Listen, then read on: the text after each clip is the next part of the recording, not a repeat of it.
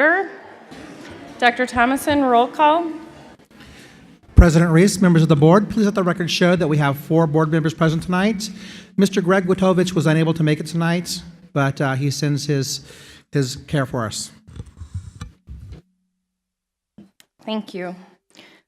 We will now go on to the moment of silence, followed by the Pledge of Allegiance.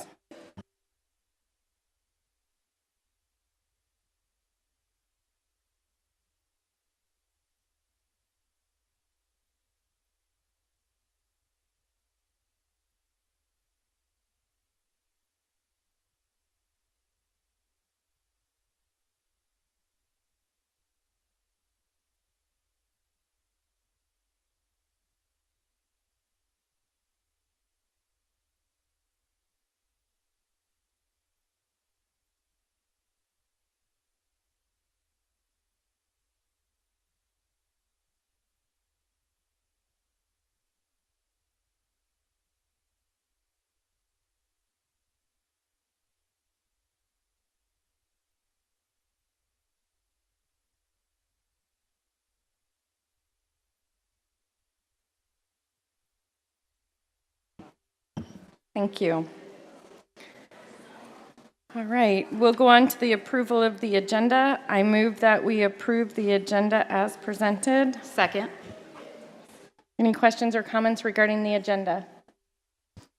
All those in favor? Aye. Aye. That motion carries 4-0. We'll go on to the superintendent's report. Dr. Thomason? President Reese, members of the board, tonight we have lots of celebrations for us, and help get us through those would be Jen Corey. So I'll turn it over to Jen Corey to help us with lots of recognitions and awards tonight. Ms. Corey. Good evening. Thank you for coming tonight. First, for recognitions, we have Points of Pride. I'd like to introduce Rachel Broadley, principal of Centennial Elementary.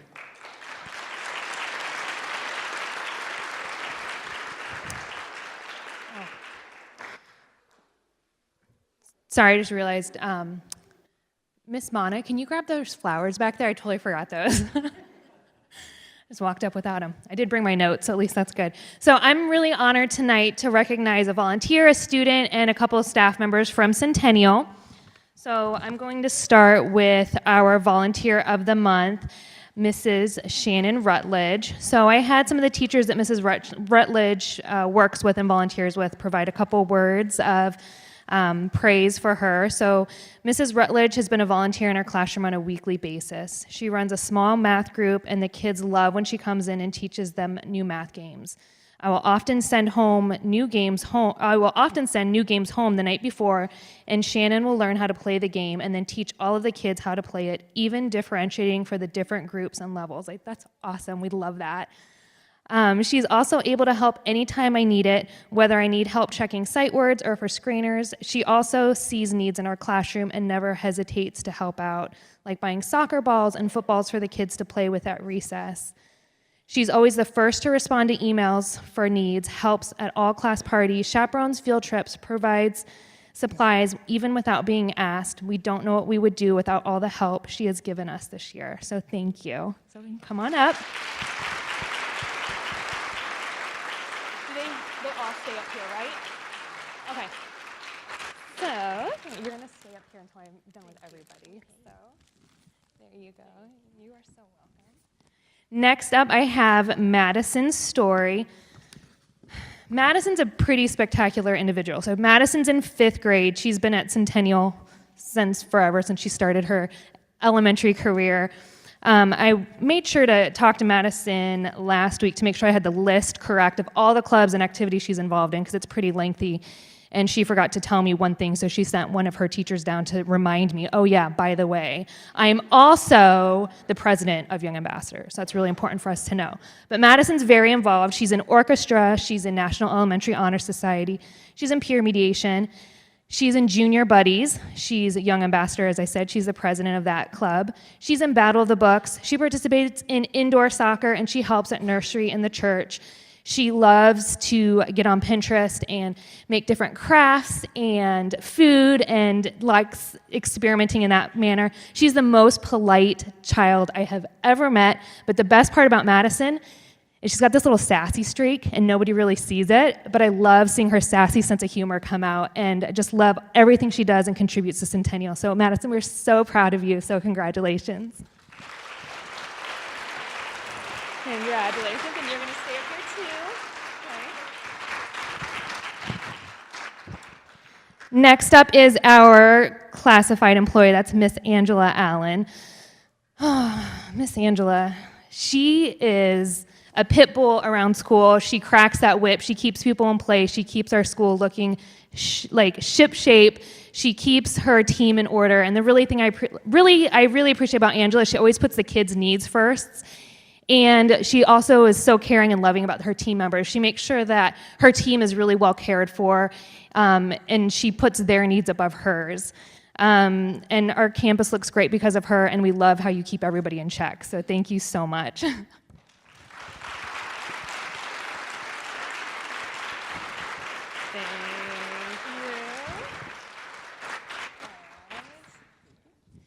And last but not certainly least is our teacher, Mrs. Lowry. Mrs. Lowry teaches one of our resource classes, and she's really involved in campus. She's got this infectious laugh. She has the best laugh. We love it. She has that Patty Gleason feel to her, so when you're around her, you feel amazing. Like, you leave and you're like, oh my gosh, I feel so great just being around Mrs. Lowry. It's that same vibe you get when being around Mrs. Gleason. So I think that says a lot because everybody knows that Patty vibes. You've got that going on. She volunteers as a runner for Girls on the Run. She runs the yearbook as an advisor. She volunteers heavily within her church. And she's really all about creating those relationships with the students she services. And she really gets those reluctant learners to really start caring about school. And the progress she makes in her classroom, I have chills. She's so good. Seriously, from the toes all the way up. I have chills everywhere. She's so phenomenal. So I have teachers, or not teachers, I have parents that are just please, Miss Lowry's got to go. She's got to go to 6th grade. We need her as my child's caseworker for 6th grade. They just love just her impact, and we're so appreciative of you. So thank you so much. Thank you. There you go. You're so welcome. Oh, yes. Who did you bring with you tonight? My husband and all my friends that are basically like family, so just a ton of family. And who did you bring this evening? My daughter and my stepmom. All right, and you brought? I brought my mom, my stepdad, all my sisters, and my dad, and all my grandparents and my family members. All right. Who did you bring? My husband and my daughter. Awesome, and we've got a great... And we've got a great cheering section of Centennial staff here, too, so thank you guys so much. All right, picture time.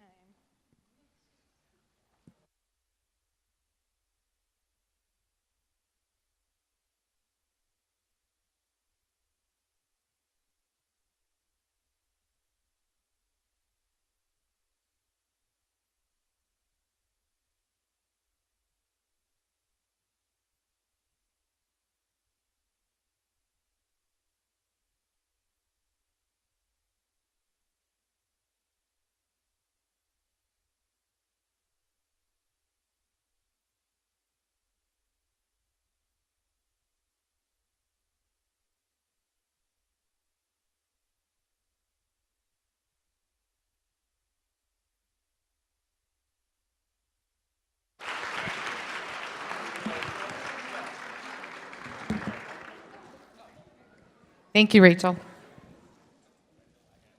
Next, Points of Pride. I'd like to introduce Chaparral Elementary's principal, who obviously needs no introduction. Thank you, Shark Tank in the back. All right. All right, good evening, everybody. We are very excited to be here with you on this amazing evening in front of this great audience. My name is Christine Hansen. I am the principal of Chaparral. I'm Terry Pepper. I'm the assistant principal. He's famous for his bow tie, in case you're wondering. Yes, yes. I appreciate that. All right. So let me first start off with an amazing person who I have grown to be very fond of over my 6 years at Chaparral. Can I welcome up Tina Quinones, please?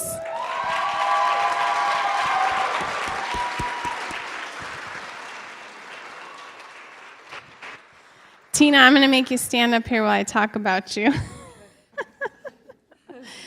This is Tina Quinones. She's our 6th grade math teacher. I'm sure many of you in this room already know who she is. She has been in education for 19 years. She's been in the Higley School District for 17 years, and she opened Chaparral 11 years ago. So she is definitely dedicated to not only Chaparral, but our district as a whole. Tina wears many hats. She's our team lead for 6th grade. She's an HEA rep. She serves on our Lighthouse leadership team, which is part of our Leader in Me process. Tina is on Meet and Confer. She's a huge teacher advocate, as well as just staff advocate. She works so hard to build relationships with our students. That's her number one priority, is what is best for our students and building that relationship with them. And then also reaching out to parents and making sure that we're a cohesive group moving forward. So she puts in a ton of time and effort.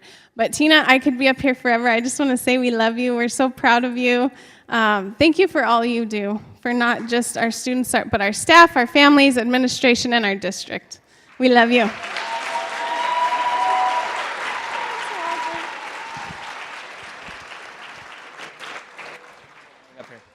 Okay.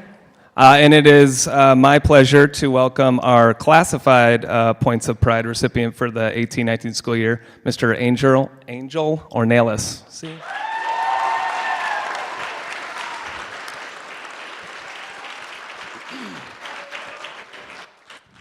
So Angel started at Chaparral as a custodian and has moved up to become our plant foreman. He's appreciated, well-respected and loved on our campus. I'm using my notes. Angel exemplifies teamwork and working hard. Outside of his assigned duties, he coaches multiple sports on our campus through Higley Youth League. He's organized off-campus events to build community among our staff. And he really shows up every day ready to build relationships with students and staff to help further our initiatives on campus and make sure that Chaparral's operating and running well, and also a great environment to be in. And I've given him a 6-pack of Coke because every time I ask him to do more and more and more and more, I feel terrible about how much time and effort he puts into everything, so I always give him an extra Coke. So I'm getting ahead of the ball game, and there's a few extras for the next 15 things I ask you to do. Thank you, buddy. We appreciate it.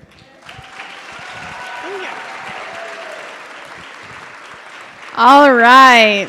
Can I next, I think we're going out of order, but that's okay. Can I please welcome Mr. Prince Millman? Come on up, sir.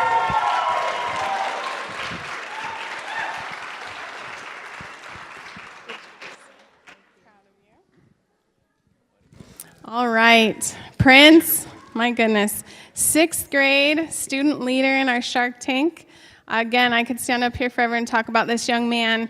6th grader, has been in our Shark Tank for quite a few years. He is our STUGO student body president and has done a phenomenal job in that leadership role. So again, we are a Leader in Me school. This is a prime example of a student that models the 7 habits on a daily basis. He's a mentor to our younger students, so respectful, so kind. He puts his priorities first.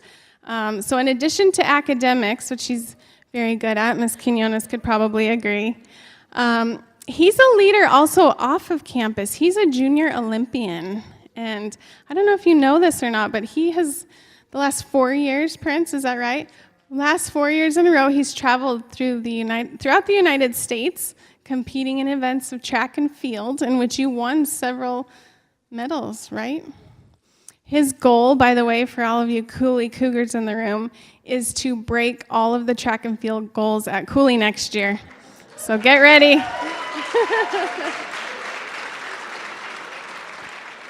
Very proud of this student. If I could clone him, I would. Sad to see him leave us next year to go to Cooley, but couldn't be prouder of you, sir. Thank you for everything you've done for Chaparral. All right. Want to take those?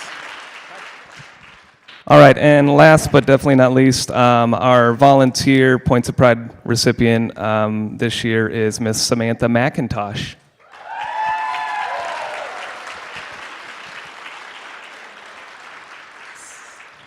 So Miss McIntosh has kind of come blazing onto our campus this year. She's not only a volunteer in the classroom through Art Masterpiece, but she's also spearheading our kind of newly formed social media campaign for PTO and things, getting the word out about the great things that are happening at Chaparral, and encouraging others to participate and build our community. She's coming up with creative ways for fundraising to support our initiatives like Leader in Me.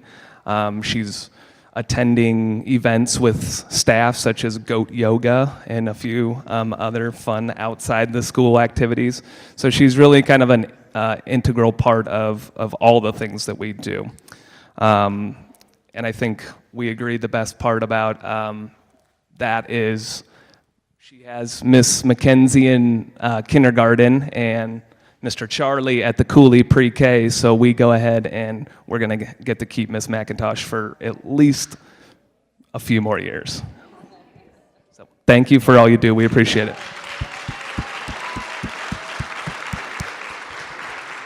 Yep. And now we will see who they brought with them. I said, oh, Who did you bring with you?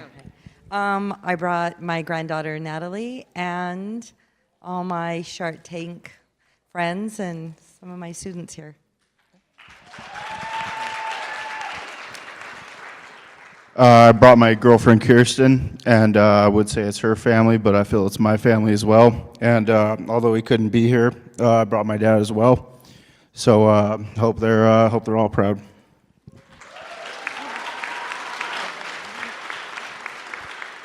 I brought my mom, my dad, and my grandparents, and my teachers are here.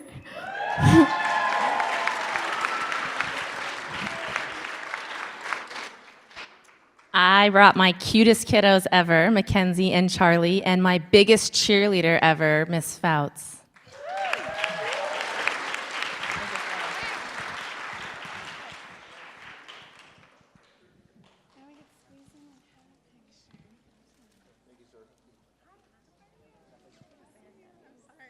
Give you a hug. How are you?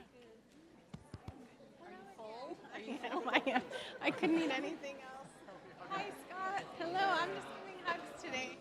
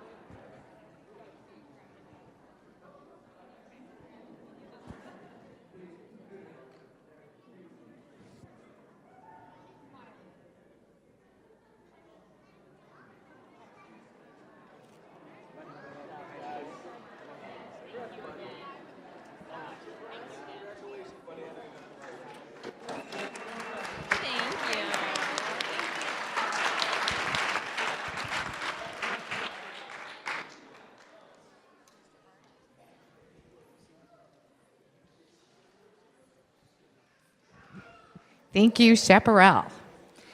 Next, we are honored to bring up Miss Nancy Diab, the Higley High Principal, and Mr. Sean Varner, our Cooley Middle School Principal, to introduce the Winter Guard.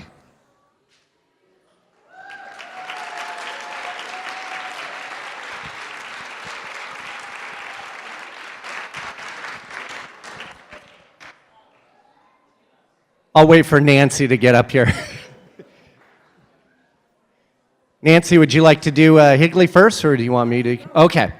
So, President Reese, members of the board, Dr. Thomason, Cabinet, Thank you for allowing us to get some recognition for our Cooley students tonight in the Fine Arts program. This is becoming quite a positive habit for us to be here in the spring after the state championships, and it's becoming a tradition for us to be here again after the performances. So the first, technically, there's 3 groups I'm going to introduce tonight. I'll let the coaches truly introduce the kiddos.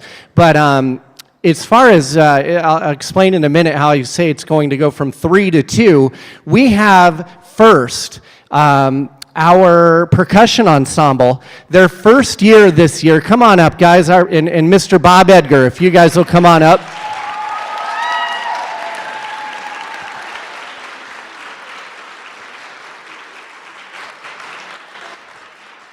So the percussion ensemble, this is the first year in existence. The first year in existence. And if you guys know anything about Mr. Edgar and what he does for the band programs in Higley Unified School District at Cooley Middle School and on up to Williamsfield High School, he and the kids do magnificent work. So here we are. I don't know if you caught me saying this. This is the first year of existence for the percussion ensemble. And here we are, state champions. So very proud of them. Mr. Edgar, would you like to share a few words? Super proud of these kids and what they were able to accomplish this year. We were writing the book, just jumping into class for the first time, doing a percussion class, and hey, why don't we try this thing out, do the percussion ensemble thing with the Winter Guard circuit, and jumped in and they worked their butts off. They did a fantastic job and had one of the highest scores of the whole weekend actually on their sheet. So super proud of what they're able to accomplish and super excited for the future. I think we had about 25 kids in the class this year, and next year we have 38 signed up for it. So very, very excited about the future. These guys are awesome and the future's bright for percussion.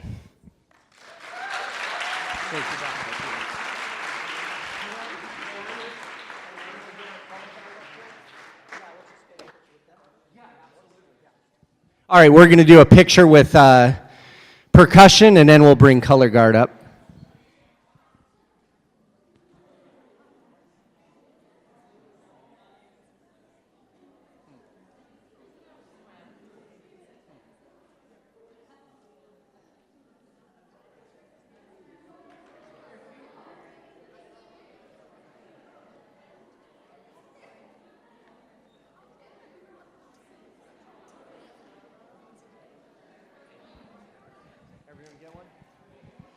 All right, again, congratulations, Cooley Percussion, state champions 2019. Okay, so here's the part where I said we had 3 groups. I'm actually, so the next group we're going to talk about is color guard. So, definitely a proud tradition at Cooley Middle School. So here's where we're at with color guard. This is the 6th year of Cooley's existence, and this is the 6th state championship. So extremely proud of them.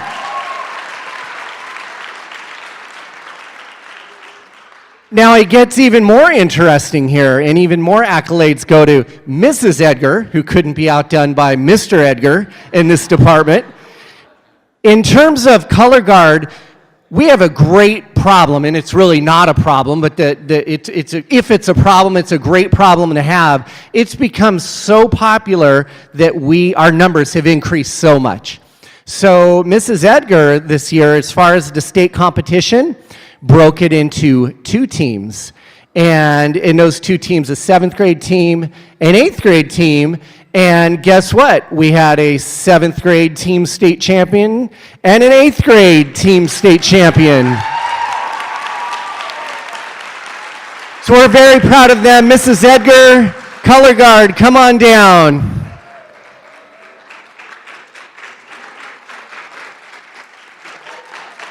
Tremendous work by these kiddos. They do a great, great job.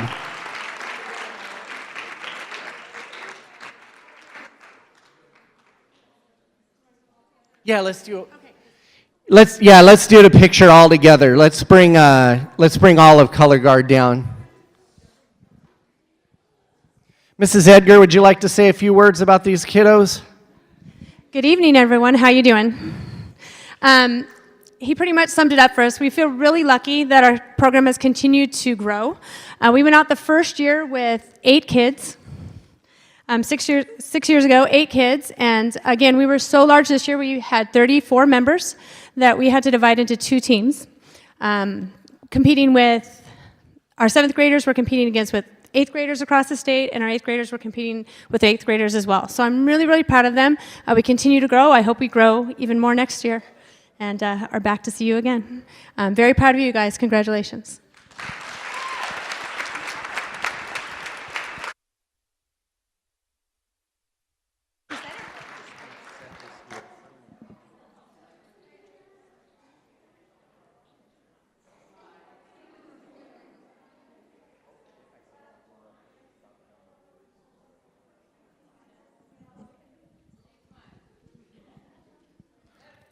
While they're taking this picture, just a little bit of perspective. Super proud of our district and the support we receive for these groups. I believe that we had 21 groups in our district, more than any other district, regardless of size, more than any other district, hands down. You know, that's like, we're talking like 500 kids involved in the programs from elementary school all the way through high school. So a great opportunity for students, and we thank the district very much for all the support we receive for them.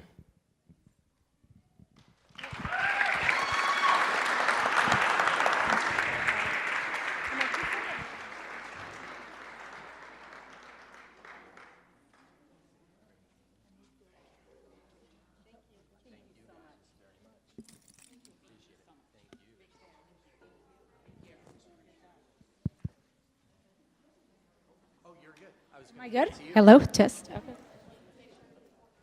All right, good evening, everyone. My name is Nancy Diab Scott, and I am the principal over at Higley High School, and I am so excited to introduce our Higley High School Winter Guard with the director, Mr. Robert DeCoste. Ladies and Mr. DeCoste, if you can come on up.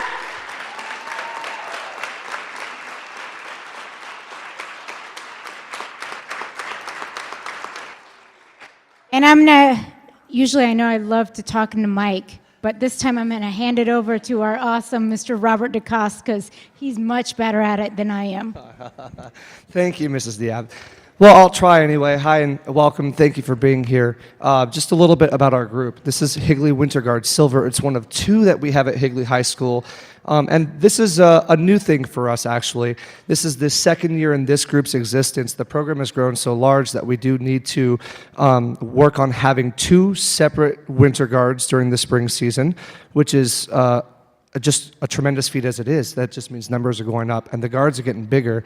Not only is this their 2nd year, but of course they have a state championship. And just kind of to put it into perspective, in the division that they compete in, there are 60 groups throughout the whole state.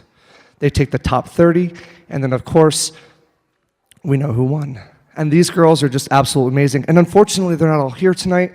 Not only are they great with spinning a flag or a rifle or saber, but also they're tremendous dancers, and a lot of them are participating in the Higley High School dance performance tonight. So while they can't be here, we do want to celebrate them as well. There should be like another 8 of them up here. So this is just half of them, but we're happy to celebrate them. Tremendous season with them, and we're looking forward to the future because this is our junior varsity guard. So they're going to keep going, and we're going to keep seeing tremendous results like this. They're just learning so much, and they're putting so much heart and emotion out on the floor, and we just couldn't be prouder. So thank you.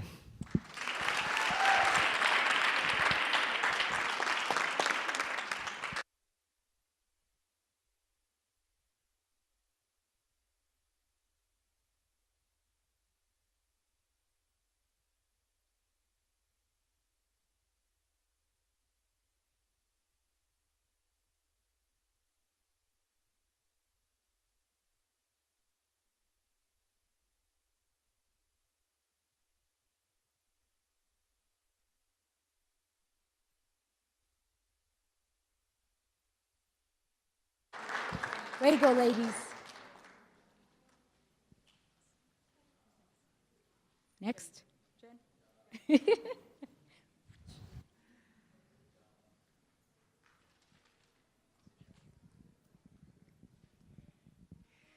Okay, our next, Tim Fountain.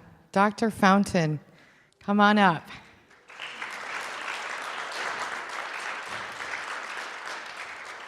Dr. Fountain is our Gateway Elementary principal. All right, for what's left of the crowd. Whew, cleared out in a hurry there, didn't it? But we're really excited to get to recognize 4 of our students tonight and one of our teachers for their work. We have some students who participated in an after-school STEM club, and this year they decided to take on a competition that's put on through the National Geographic. And that competition has students research a real-world problem. This year it was tackling plastic in the waterways. And they have to put together a presentation based on research and how they would tackle that problem, how they would go about dealing with that, and then they created a model to address that issue. So if our ladies can all come on up, we're going to recognize them here.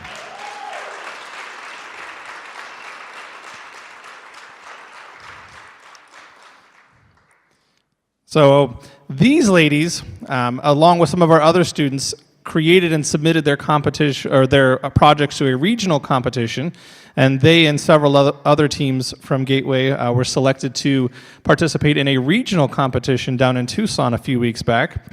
There were 250 teams that were selected across the nation to compete in regional competitions. Of those 250, 16 in the United States were selected to travel to nationals to compete, and this is one of those 16 teams, so we're super proud of them.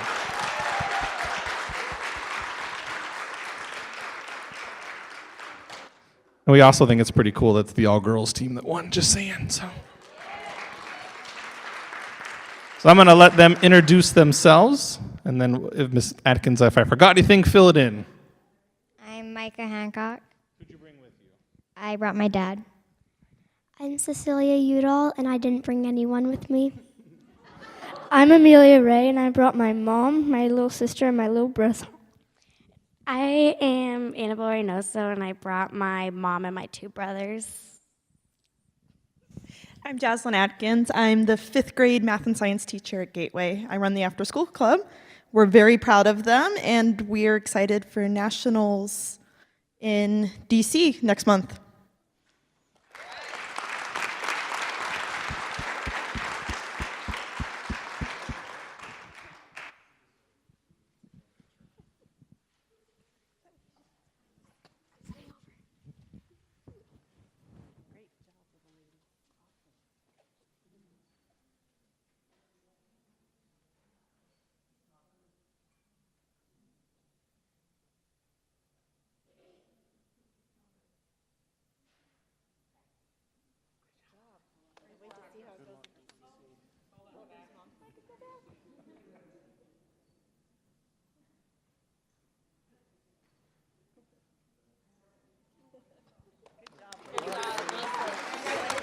Good luck.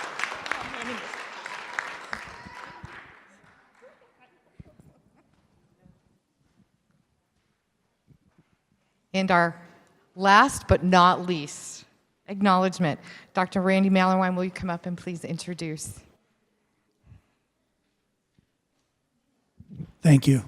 Madam President, members of Governing Board, Dr. Thomas and Cabinet, I'd like to recognize Dan Fox, Assistant Principal at Williamsfield High School. Dan, would you please come up?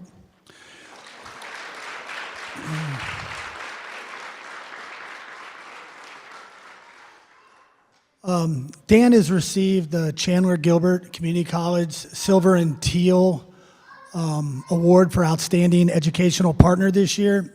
He received that award for his commitment cooperating with Carol Crane and her team at the Pecos campus. He has made sure that endlessly this year that students had the educational resources they needed, that sign up was done smoothly and effortlessly on the part of the student and the parents. We even had a little bit of a snafu this year where we learned payment was due late. The community college had changed it, and Dan got a hold of every student's family on the phone and made sure all payments were in on time. It was a really above and beyond job that he's done.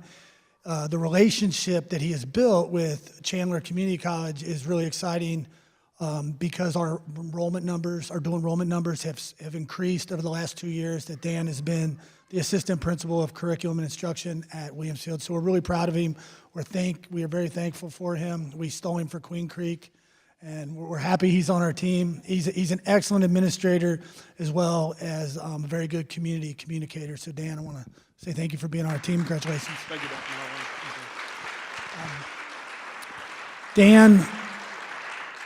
Dan didn't bring anybody tonight because he's a high school administrator and he's on his way back to work.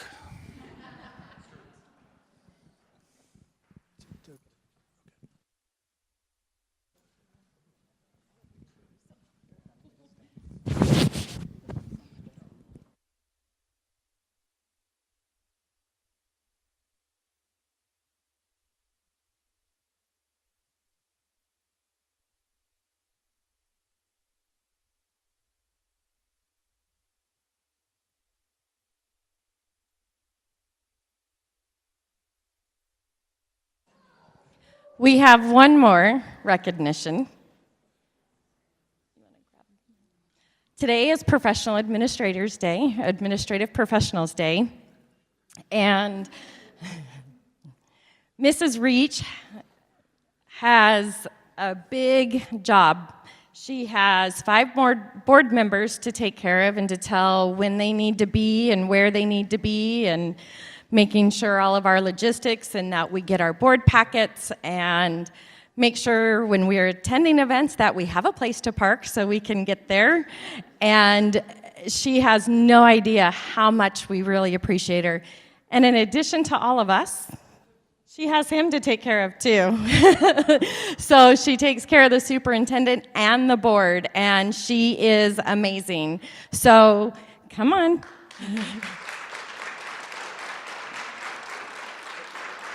She is behind the scenes of everything. So we want to say thank you. You get 2 cards because I couldn't choose. And you will have some amazing flowers. They're really pretty, and they're sitting on my desk at work because I ran out of there so fast.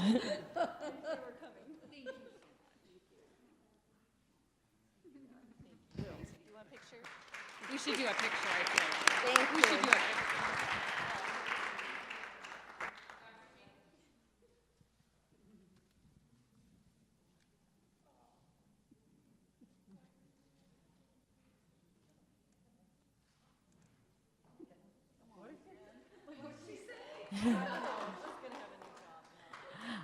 Again, thank you, Mrs. Reach, for keeping us all in check.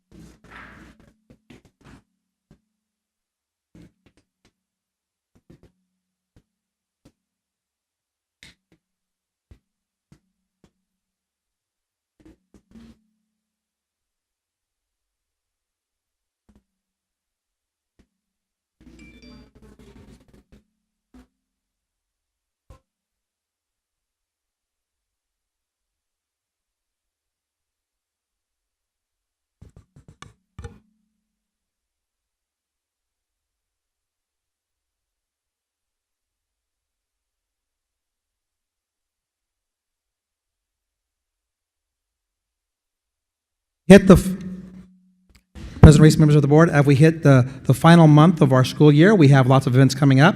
On Thursday, May 2nd, Higley High School Senior Breakfast will celebrate all of the graduating seniors with a 4.0 or higher. And then on Friday, May 3rd, we'll celebrate Williamsfield Senior Breakfast with all of their graduates that have a 4.0 or higher. We do have record numbers in both those categories this year, and we're going to have to start looking for a larger venue.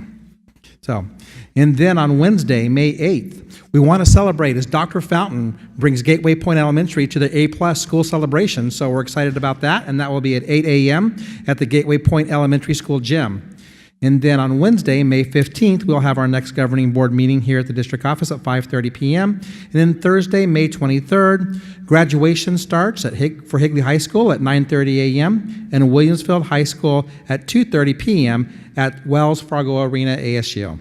So lots of busy things coming up this month. Yes, thank you. All right, we will go on to board comments. Typically, this is a time our board members share different events and interesting things that we've attended, and I know it's already started our award season. Obviously, you saw all of our awards tonight, all of our state champions. Higley High School had their underclassmen awards last night. That was a great event that I attended. Also with all the Winter Guard, the drum lines, percussion, I was at those events and Higley was represented very well. As Mr. Edgar had stated, we have the largest representation in the state. So that's what I have. All right, you ready? So we've had Art Festival, which everyone got to go to. I think all 5 board members were represented, which was great. We also, Amy and I went to the preschool celebration of a young child, I believe is what they call it, and that was a great event as well at both Sossaman and at Cooley. And then last night, I was at the Battle of the Books for the district, and our media specialist brought out their talent last night because those kids knew all those questions from, I think, 12 different books on all the answers, and I believe Gateway Point brought home the win on that one. So they will be continuing on. So congratulations. President Reese, I just want to take a moment to shout out a few people for our Teacher of the Year dinner. There was a great team behind that evening, and it's always a fun night of celebration. So I just want to again thank Dr. Thomason, Michelle Reese and her team. She's not here tonight, but Amy McKenzie, Lena Hurtado, and Ryan Collier all were huge instruments in that night being so smooth, so wonderful. The chicken, I don't know again who picks it, but I'm always thinking it's going to be like rubber chicken, and it was delicious in every way. Dessert too, I don't know, it was really yummy. But congratulations to Mr. Burke, who was our Teacher of the Year for the district. So well deserved, but it was just a great night of celebrating some of my most favorite people on earth. So thank you for making that night happen every year. It's a huge event. I also just want to say hats off to teachers and administrators who have survived AZ merit testing. That's just, I know, been so stressful for so many, and I've heard it just went so smooth this year. So hats off to everybody helping in that arena. And yeah, I think that was it. Thank you.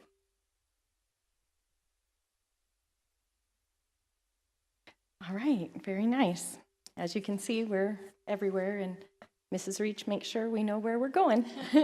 So, all right. Then we move on to request to speak to the governing board. Do we have any requests tonight? Okay. Then we'll go on to our consent agenda. I move that we approve the consent agenda, excuse me, as presented. Second. All right, questions and comments on our consent agenda?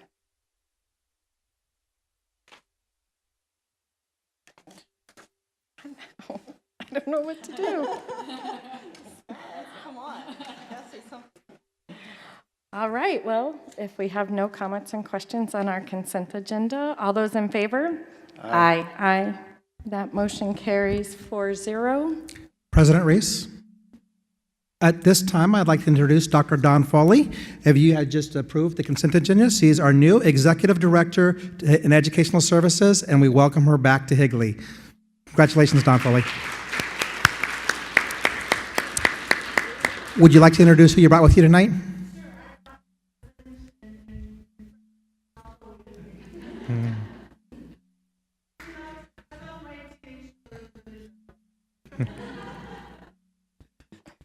Very nice. Welcome back. We're glad to have you. We're excited to see where we're going. All right, then we will go on to our action and information items. Our first information item is our monthly governing board financial report for March. Anyone have any questions for Mr. Holland?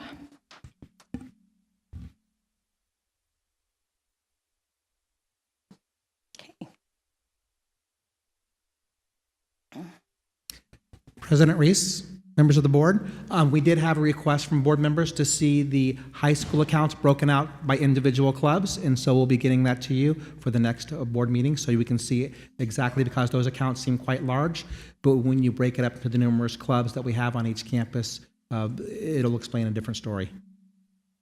Perfect, thank you. All right. So I just wanted to add some additional information to that. So we did start this process already before you guys had requested it. Trying to get all of the details from all of the schools, exactly looking at all of their balances to figure out what their plans are for those remaining dollars. However, not everybody responded back, so we are still trying to collect that information. It is quite large, so it'll probably be better to have it in an email format. And so when you take a look at it, if you guys have questions, we can have time to do some follow-up before we present the final report for the year. Perfect, thank you. All right, we will go on to 8.2, our issues for consideration for the 2020 political agenda for the ASBA. So we're going to go ahead and open that for discussion as what our top priorities are for Higley to present to ASBA for their political agenda. President Reese? Mrs. Kaler? There's several on here, but definitely one I think that is super important is the accelerate the full restoration of district additional assistance funding. So I think if everybody is on board with that, I think that should be one of them to consider. Well, let's remember the state did say that they were going to reduce the reduction. Correct. So, but then they used, yes, accelerate. Yes, they were reducing the reduction of district additional assistance, but I agree, I think we need to push for full restoration, not reducing the reduction. Okay. I think also full-day kindergarten, fully funding the full-day kindergarten. As some people may know, it is not fully funded. It's a half-day kindergarten model. Yes, and our district continues to fund the additional piece of that, as do a lot of districts. So I think that that would be a great one to put on there.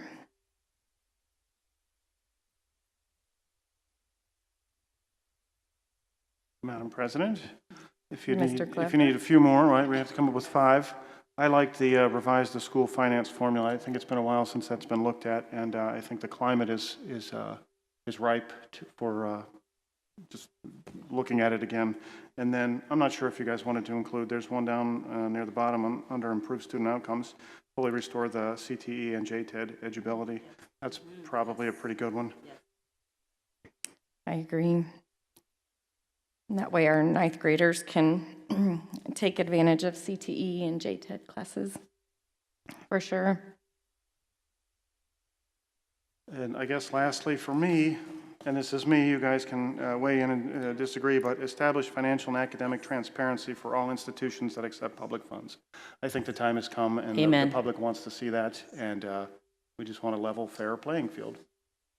No, I agree. I think that if school districts have to provide it, I think it should be education as a whole. So I think that's our 5, and I think that we all agree on those. Mr. Holland, not to put you on the spot, and maybe Mr. Glover has the answer too. When was the funding formula that we use, when was that put into place?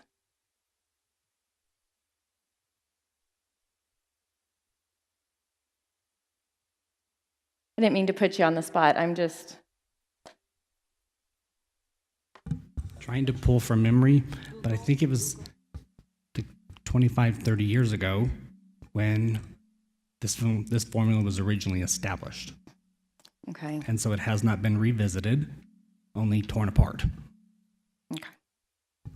Perfect, thank you. I knew it had been a long time, and I don't think it's applicable any longer based in the world we live in today. Well, So, it's also never been fully funded. They have all these formulas, they've never ever actually funded them. That would be amazing, probably, if they actually funded it, right? is that like reducing the reduction? Yes, reducing the reduction. We're gonna do a formula and not fully fund it? So originally, when that formula was put into Inception, if they had truly the way they built it and factored all of the data in, it was actually a formula that was being used as a model across with other states. However, but then shortly after that, when we had the financial crisis and they started cutting DAA, for example, though that's a model, that's no longer a model that the state of Arizona uses. But it was interesting to learn that when it was first inception and built, that it was a model that was used across many other states to build from. I was very surprised to learn that a few months ago. Thank you. That is interesting. President Reese, I just really believe what ASBA put down for all of these. I mean, all of them have some nugget of truth, I think, that we could all agree with. So again, I don't think we need to come up with more or anything like that. But ASBA does a great job representing, I think, most school boards. I agree, and there is a lot on here, and unfortunately, there's a lot that has to do with funding, and so hopefully they can work to help restore some funding, get us additional funding, give us what we're supposed to have, something. So I think that the 5 that we put forward for the importance of Higley, I agree, Mrs. Kaler, there is a lot on here, with one of them being to change the attendance age from 16 to 18. Yeah, I think that's important. But hopefully our parents aren't letting our kids drop out at 16. So there will be a time to address that, but I think we need to get funded first. Anything else anyone wants to add? Well, I will just say to Dr. and Mr. Foley, we can close our eyes for a minute. You're not obligated to stay for this whole thing if you want to. I know you're being polite, but we can.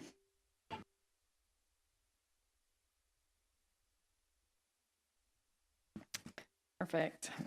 All right. Well, then we will get those submitted.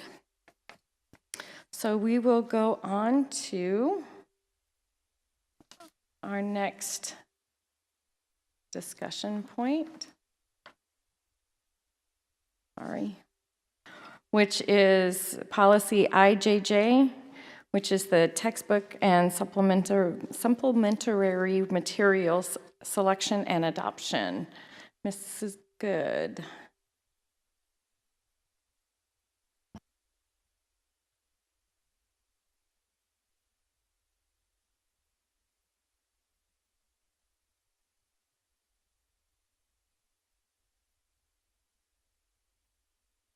Maybe I just don't know where to.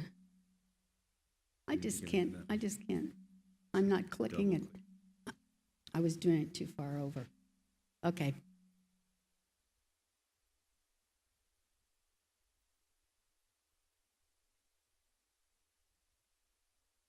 Okay, thank you. I'm just going to hit that thing. Okay, thank you. President Reese, members of the board, Dr. Thomason, and others in attendance. At issue is whether the procedures that are in policy IJJ were followed in approving, selecting, and approving some supplemental materials that were purchased. You had them come up on an expense voucher that was before you at the last meeting. I believe there were some also on tonight's vouchers. In a nutshell, the policy procedures weren't followed, but given a provision in the regulation, administrators thought they had followed the procedures correctly. So in other words, there is a discrepancy there that needs to be corrected. I'm going to be relying on my notes much more than I normally would. This is a fairly technical matter, and I don't want to confuse myself. The policy, and it's policy IJJ, provides that the principal can approve supplemental books and materials within for those subjects that have been adopted after the 2016 to 17 school year, with board action is not required. In the present case, the supplements were for the ELA program, which was adopted during the 2016-17 school year. The policy itself does not address approval of supplemental materials for classes that had curricular materials that were adopted since that 2016-17 school year. So we just have a void in the statute in the policy, pardon me, with respect to those. The regulation that accompanies that policy IJJ requires a list of approved supplementals to be kept by the administration. That would be in the Educational Services Department. Dr. Foley would probably be the keeper of that when she starts. Principals can add to the list of those approved supplementals, and additions would not require board approval, except when new curricular materials are being approved.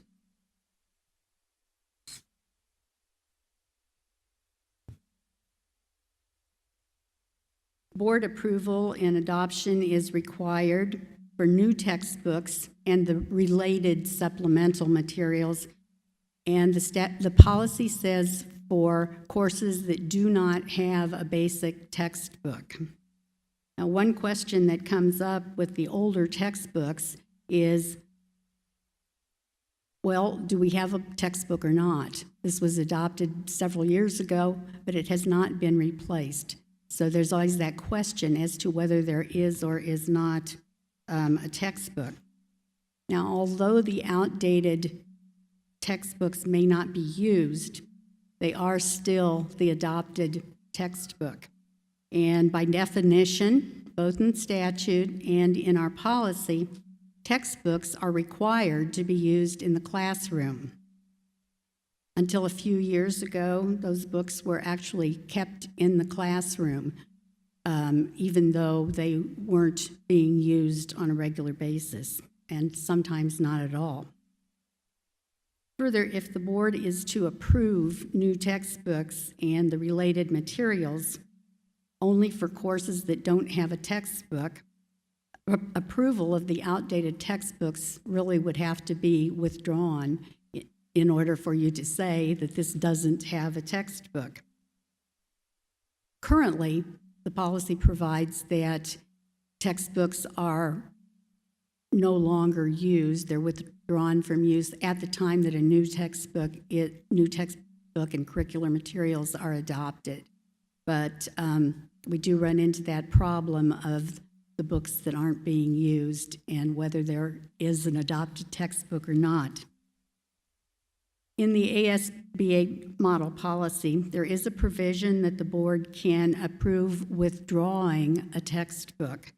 And so that is something that could be done with the outdated textbooks upon notice from the superintendent, because of course the board would have no way of knowing whether materials had become outdated, and it would be up to the educators to let you know that that is the case.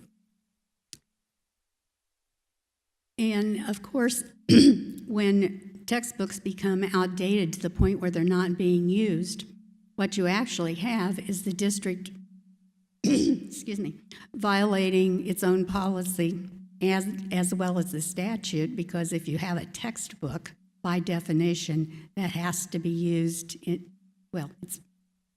they say it has to be used. That doesn't mean that it will be. If it's outdated material, why would you want to use it? According to policy IJJ and the statute, it's the board who approves supplemental books and materials that are related to the basic textbook. And that's done as part of what we consider to be a curriculum adoption. And principals have the authority to make approval of supplementals for those textbooks and materials that have been adopted prior to 2016 to 17. And as I mentioned before, missing is what you do about supplements with newer textbooks.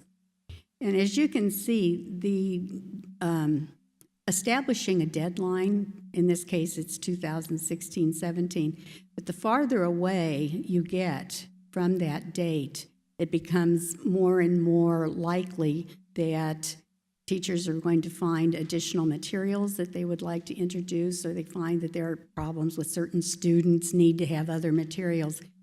So the longer that period becomes, the more likely it is that supplemental materials would be looked for. I've done some research on policies that some of the surrounding districts have to see if there are changes that we would like to make to the policy. And I've discovered that Chandler, Gilbert, and Queen Creek all use the ASBA model policy. Our policy has some provisions from that, but it also has some differences. Mesa has an interesting policy. It is extremely brief, and it says that the governing board will adopt textbooks upon the recommendation of the superintendent. And of course, the superintendent would have the input from textbook selection committees, so it would not be a one-person dictation. But that's how simple theirs is. You have in front of you a hard copy of proposed amendments to policy IJJ. I apologize. I made changes after I gave the material to Mrs. Reach, and I failed to get her the updated version, so you have a hard copy in front of you. I propose that we indicate that the governing board will adopt all textbooks and related supplementals, and not just, as it says now, for courses that do not have a textbook. We want to add that the adoption will be at the recommendation of the superintendent. We'd like to remove the limit of adopting those, any reference to the before or after the 2016-17. As we mentioned before, that's really an artificial timeline, and it may work for a few years after that, but then it starts to become a barrier to adopting supplementals. There is in the regulation a provision that we would like to move into the policy, and that is that there be an approved list of supplemental books and materials kept and added to by the administration. Now, the way that provision currently stands in the regulation is that it is principals that approve those supplementals, and we would like to amend that to indicate that the approval will be done by the superintendent or his designee, and that will be kept there. Also, that list of supplementals would be kept on the website so that it would be available to all administrators. If there's something that's already on the list, then of course they can order that. I just want to let you know that even though this policy and regulation indicate that it's the principal that has that authority, once a principal has selected supplementals that they would like to have and would like to order, that requisition has to be approved. So actually, purchasing of supplementals may be initiated at the school level, but it actually requires approval, so it does go through the Educational Services Department. But we would like to make that clear in the, or clearer in the policy. And also, we would like to add the provision about the board being able to withdraw the approval to remove textbooks from the approved list. And this is what I had mentioned before, that when there are books that have become outdated and are not being used, just in order to not be violating our own policy as well as the statute, we would just like to remove the designation as a textbook. That means they wouldn't, there's no requirement then that they be used, but they could be available as supplemental materials. I think we've hit most of the suggested revisions, but you do have in front of you, as I mentioned, the hard copy. The one thing that I haven't brought up and I think is useful is to add a definition of related supplemental book. When we talk about related what we are referring to is being related to a textbook. Related in the sense that it's prepared by, thank you, prepared by the publisher of the books. I'm using the word books, but they might be digital materials. So I'm just going to call it a book. Being old, I think of paper. And when you adopt a curriculum, there's a basic textbook, and there are supplemental materials that go along with it, and they're related to it. So if I would like this definition to be put in so that when we refer to related supplemental materials, we'll know what it is that we're talking about. I think we have hit the highlights of what I'm proposing that we make changes, and I hope I've given you some information about the background for that. I would be happy to answer any questions about the policy itself, its structure, and Dr. Thomason and Dr. Schillingberg are here that they can field the education kind of questions. Is there anything? Madam President, may I? I don't really have any questions. I just want to put a bow, and I'm going to be so happy to have this behind us. But of course, please share this with all the administrators so that we're all on the same page. I don't want to repeat any of the mistakes that I've made or that we've made together, or I'll take some of the blame for some of this stuff. But I do agree, and I do want to say that Dr. Schillenberg's idea that when you bought, everybody's idea, when we bought ELA materials, we really want people to use them. So Dr. Thomason and I talked about textbooks and really, and all the ancillary materials, making sure that that is the first go-to for everybody for stuff, because it's gone through a transparent, open process where people could have input and inclusive, and we want to know that we bought the best product and we want it used first and foremost. So I think that's strong, and that's in here and that's understood. I think the policy will be more clear. Thank you for making all those changes. What I was concerned about is when you have a teacher or a principal maybe coming from somewhere else, they have their favorites. They have their teddy bears that they like to bring with them. And that's all well and good, but it's a waste of money if they're duplicating something that we already have. And I see Mr. Hollins agreeing vigorously. We don't want to waste money on stuff that we already have. So really having those, using our textbooks first. And then I really like having The big change here is the second page in K through 12, the superintendent or designee. There has to be some check and balance. We need that. I don't need to do that, but somebody in Ed Services should really just say, do we already have something that does this? Are we wasting our money? Or is this good? And if it is good, let's put it in a place where other people can find it so they don't have to duplicate the efforts to find something that does something that there are holes in some state standards that don't match what the textbook companies which publish for California and Texas or whatever. Maybe we have some weird ones. And so if they have that, that's great. And so we talked about making that list somewhere where somebody could find it. It just said you had to have a list. It didn't say where it had to be. So if it's now going to be on the website at some point, people can just look at it and go, well, I can use this, or I need something to help my ELL students. What do we have?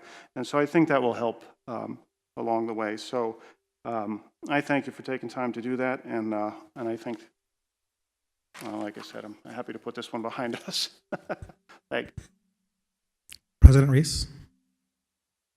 I always like to take the time to publicly thank Mrs. Good and Mr. Glover for coming in and working hard and diligently to get this going in the right direction. I know it's been a long, hard process, but without the help of Board Member Glover and Linda Good, we would not be to a conclusion place where we can wrap this up and get it going in the right direction.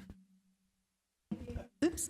I think you can expect to see this amended policy on your agenda for the next meeting for a first read.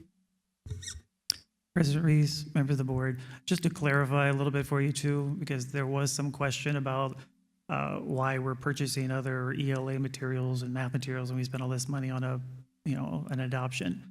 When you are looking at our RTI process that we're trying to put in place, the federal law requires us to have other resources other than our core program to support the 5 areas of reading. And we also look for some of those areas in math too with the RTI process. Also, when you're looking at Title I funds, the law requires us not to supplant, so we have to supplement. We cannot use the same materials we purchase for everybody else. We have to purchase with Title I dollars additional materials other than what everybody is using. So those are requirements by law. So that's why you may see additional reading and math programs, even though we've adopted these core programs.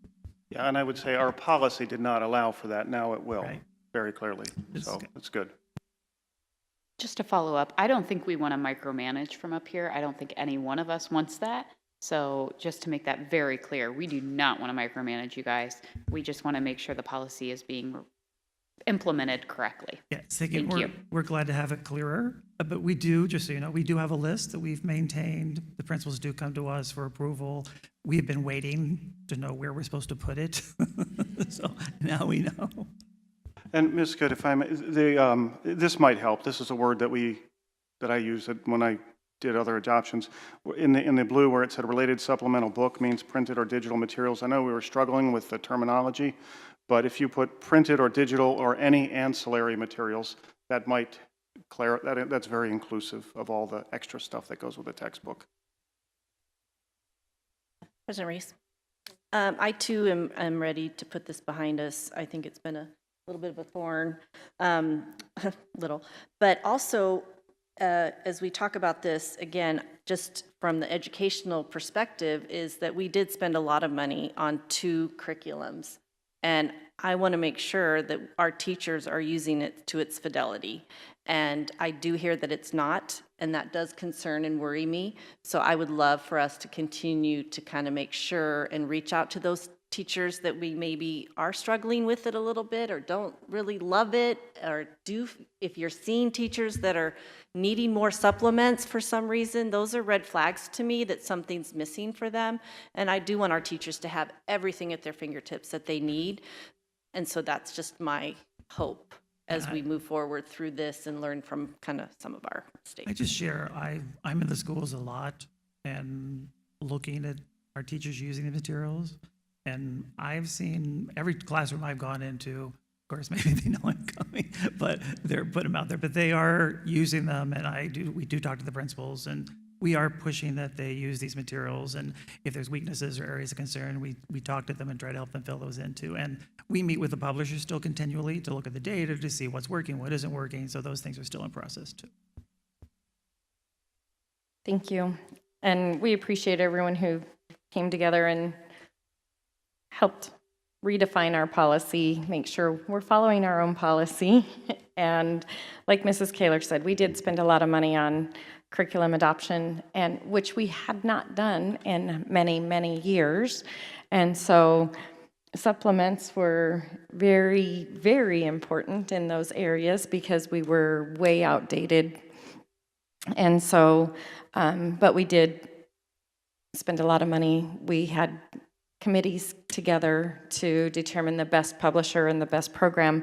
And while that can't work for everybody, then we do need to be looking at it and having a process, because if teachers are finding areas that it's lacking and they're looking for other things, then we need to be able to share that so we don't have 20 different supplements that everyone, you know, they're just using their own. If we find something that's really good, like, let's get it out there, let's share it, and it fills this gap and that gap. So I think this updated policy helps address that. So thank you for everyone who worked on that, and we will move forward then. Any other comments or questions on that? All right. Our next item is information about our upcoming construction projects.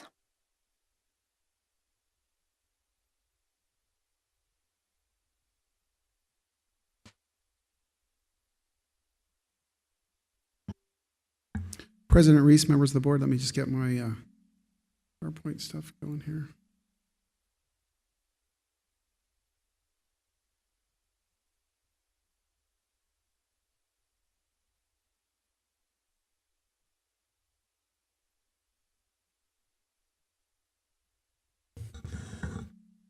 President Reese, members of the board, Dr. Thomason, and cabinet, other guests here. Just wanted to take a little bit of time to talk about our summer action plan, activities that we have planned for this summer that fit into the construction area.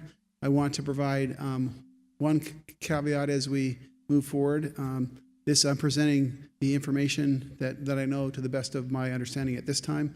I wish this was all completely under my control, and as you know, over the past number of years, we've been working closely in following the rules and the guidelines that the state puts out, and so some of the things that we're wanting to do, and we've been preparing in some respects up to 2 years to get it aligned to go through, still is contingent upon other bodies approving what we're planning to do. So this is what we're hopeful and planning to do. There could be some adjustments based on things outside of our control. So, but just to put that caveat in there. First of all is the Coronado Elementary School weatherization. And this is an SFB project, one of those ones that we've been at for a while. The state is making it as challenging as it ever been to really, I think, not have a lot of people be able to access the funds. And so this process is actually open for bidding right now. So we've had potential vendors out looking at this site, and those bids will be finalized soon, and that's what we bring back to the state for final approval. The scope of what we're talking about in terms of weatherization, that's the updated color scheme. Solar tubes in replacement of skylights that have failed on this campus. Also, so next to the tubes, there's an adjustable shutter that allows light in and out, very similar to what we have at the middle schools and at Bridges. Also, it's repair, patch, and replace the metal roofing that has failed on this campus. Also, adjustment to the roofing in terms of alignment. Also, the AC units that sit on the roof, there's some adjustments to their footings that have to be remediated as the roof is repaired. And then also some of the redesign is required for drainage and just improved water flow off the campus. That also kind of is related to some of the landscaping in the front. We have on both designs plants that were designed to be immediately right next to the building, which is a problem for our slab and promotes water penetration into our rooms, and it's a potential issue. So we're working to remediate that with another exterior desert landscaping and or artificial grass that still has an aesthetic look but doesn't have some of the issues that we're looking at. So that's all including that modification of our gutter system to allow the water to exit on the 7 days a year that it does rain, that we can have the water exit and not have some issues that we're having. Similarly, Santan is also out on the street, as they say, to bid for weatherization. Pardon me, Dr. Fowler? Yes. You forgot the most exciting part at the bottom of that page is what's funded by the SFB and not coming out of the Higley Unified School District funds? Yes, well, at this point, we're at 118,000, and I don't have do I have the total? I don't think I'm showing the total on this one yet, but both of these projects, we're anticipating both to be right around the $2 million mark. And so, you know, as difficult as it is to get the funds, once we're there and approved, I mean, potentially we're talking about $4 million for us on both of these that wouldn't be funds that we would have to expend ourselves. Dr. Fowler, can I ask a question real quick about you bet. Coronado? Mm-hmm. It's my understanding we've had some issues with some vandalism with the skylights. Yes. So as we're making these changes and looking at replacing these skylights with solar tubes, is there a way we can address the ability to get on the roof? Do we know how they're getting on the roof and damaging skylights? Yeah, actually, we've been working really closely, in fact, with Ms. Corey on that as well. There's a couple things we're doing. One is an upgrade of the camera system that we have, and then location of some of the garbage, the recycle bins, kind of securing those and making a couple adjustments to the roof access points that we're determining that get on there. So we're kind of working those in concert. But for whatever reason, both of these campuses have the word out that for a few students that or former students know that there's a way to get up there, and so we're trying to find ways, our best ways to remediate that. I think there's a few schools in our district that the word is out how to do it, because I've heard. Yes. So, yeah, thank you. Yeah, so being upgrading diligent in that area. Yeah, upgrading and working closely, and this really is in Ms. Corey's area of expertise, and we support her. But we've identified the main location in which they gain access and the methods by which they do that. So we're trying to remove all those opportunities and have a clear way to identify those. So thank you for that. I was just wanting to wonder if we're addressing that piece too. If we're replacing these skylights, then I'm assuming solar tubes are probably a little more expensive to replace than a skylight. So we want to protect as much as we can. Yes. And then for as far as the design elements for Santan, very similar. These campuses, although not identical, you'll notice the footprint is very similar. The square footage at Santan is a little larger, and so the bid reflects that. But the elements in terms of the issues with the roofing, full weatherization, which is obviously the paint of the building, and then the same issues with landscaping and water, the way water makes its way off from the building is also part of the design element that has been involved. And you see the state's already approved, and we've spent their money, $118,000 in the design and prep for that. And so we anticipate another about 1.8 to come from the state, once we get their final approval on that piece. And so this is of the information I'm presenting tonight, this is probably the most difficult to predict just in terms of timing. The board, SFB meets monthly, and so basically we'll bring the bids once they come in to the board for their approval, and then we have been told, and it's been probably a couple months since the state has been out of money for this fiscal year,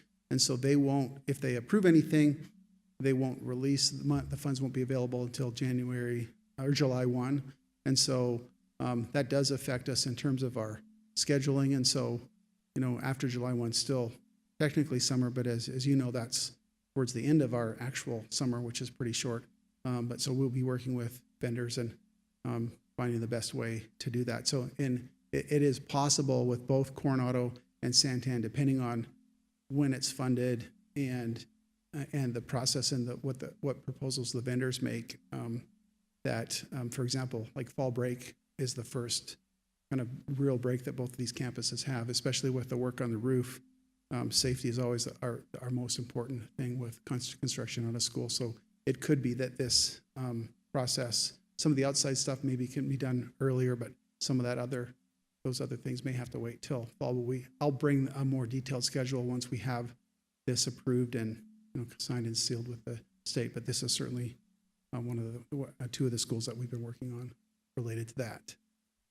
Also adjacent ways, which our experience is it's the voters approve us to use this money, but it's still through statute now requires us to have the SFB to approve, and so still requires their approval, but we find that it's not hasn't been as difficult to have the SFB approve the use of these funds. And what we're looking at proposing is some repair and resurfacing of pavement and fire lanes. That's at Higley Traditional, Santan Elementary, and the district office. That involves the crack fill, seal coat, some of the striping, and fire lane curb painting at those places. And then for Cooley and Coronado, it involves the repair and resurface of fire lane, some areas where there's some issues, and then also the crack fill, seal coat, some striping, and then also curb painting and repair at those campuses. Does Sossaman have the same issues that Cooley's having, since we did build them at the same time? Actually, that not in respect to the depression and resettling repairs needed. Perfect. So at Cooley, that's what we're talking about there. Perfect, thank you. Yeah. And then Chaparral is probably the biggest piece of this for adjacent ways. As you know, Chaparral is our largest elementary school right now by population, and all you need to do is go there during pickup or end of the day and see what we have there. So we're really working hard with our architect, Orcutt Winslow, and have designed a process that's really going to extend out, kind of double our queuing space and provide a lot more opportunity to extend the pickup and drop-off lanes, move the bus loop and extend that in a location that doesn't impact with the flow, and then help redesign the entry and exit that would just enhance that beginning of school and end of school experience for certainly our community there. And this design's already been approved by Gilbert Fire, and so for us it would just be now we're waiting for kind of the final tweaks and then the SFB to approve that. And this would be we would want to begin and hope to really get the bulk of this work done during our very abbreviated summer break. We call that the 7.5, 8 weeks of break that we have there. So that's the plan with Chaparral. Is there any questions on Chaparral? Higley High School and the Center for Performing Arts. This is just identified as we continue just carpet upgrades and replacement. Our facilities get used a lot, and we've identified 10 rooms there where we would completely replace the carpet, and our HCPA is used a lot, and that lobby area is in need of some carpet as well. So that's also on there with an outside vendor installation. And another piece that we've been working with and wanted to bring to your attention is an addition of a weight room at Waynesfield. And I think if you recall the night that I brought the information to you about the field at Higley High School, we did have parents and community members from Waynesfield to express some areas of concern and needs, and we've been working with our architect, and I have a proposal of something that I think would bring this campus in terms of the weight room to a level that's equivalent to where Higley is at. And so We're finishing the process in terms of a design with the architects, and our plan is to move forward with identifying a vendor through a job order contracting method. And my goal is to bring back a recommendation for the board on this in our next board meeting in terms of the locker room. Or sorry, call it locker room. I mean the weight room. And when would that be completed? Would you, if everything? We would hope, and I'm not going to assume anything, but if we're given permission at the next meeting to move forward, we would begin construction. It's actually located in a place that is very workable with an active campus, although it would time well with sort of the end of school year. So we'd begin. I haven't met directly yet with the construction companies in terms of prediction, but typically a project of this size would be anywhere from 3 to 4 months. We're anticipating, and so certainly we would want to, if the board approves, that we'd look at that. Just to understand sort of the bigger scope, and as Mr. Holland had indicated about some of the hopes with bond dollars that maybe need to be reallocated.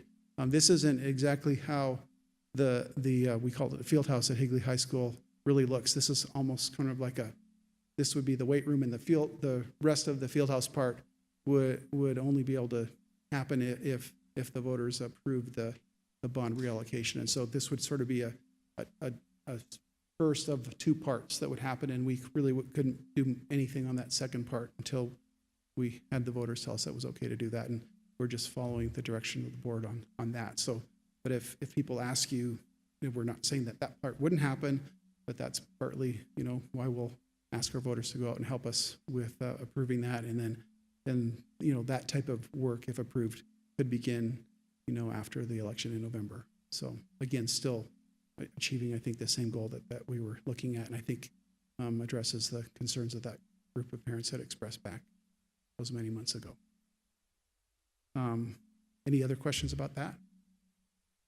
And I'll have more details for you, just like in the past, as we get closer and expect more pictures and specifics prior to or at our next board meeting. And then finally, just some grounds improvements. The Higley High Stadium, in the very involved construction process that we've had, we have discovered one of the root, and I use the term tongue-in-cheek there, but problems with our track. Not only was the way it was installed, but the sisu trees, and I understand that they provide great shade and they grow quickly, but they also really, their root systems are pretty damaging. And so when we went out and looked and we saw, when the field was completely removed for the prepping it for the new artificial turf, you could actually see each of the spots where the roots from the sisu came into the center, and almost you could try a straight line at each of the tree, and the track is literally cracked at each of those spots. And so we'll have to look at some alternatives for the shade, but that particular tree, the sisu, just is not cooperating for us. So we did have a similar issue on the other side by the entrance to the stadium, and those had been removed a couple years ago because they were causing tripping hazards, and we've had other issues there. Dr. Fowler, could you just give us a little update on the turf? I know that a little leak was found. And yeah, well, when you're working with a 20-year-old campus irrigation, what happened was we were almost done, like probably about three to 4 days away from complete, and we were pressurizing the system because the field has a water cannon system like the one similar to Wayne's Field, because although it's an artificial turf field and clearly doesn't require water to grow, but what the water is required to keep it cool. Now it doesn't have to run as often, but it's pressurized. And so when we were getting the system up and getting ready to run, the existing 6-inch irrigation line that just conveniently ran right underneath the field didn't cooperate, and it burst. And so we had to kind of regroup. And Hellas has been great to work with. And I was actually out there today. the line that ran underneath the field has been capped and completely abandoned. We no longer have water running underneath there. Unfortunately, we don't need that. The way that the system was run, we've sort of rerouted things, and Ben's not here. His wife had surgery, so he's been out. But to his credit and our guys' crew to identify the blueprints and figure out how to remediate that. But we fixed that, and fortunately, this issue didn't occur like 2 days before the Higley versus Williamsville game.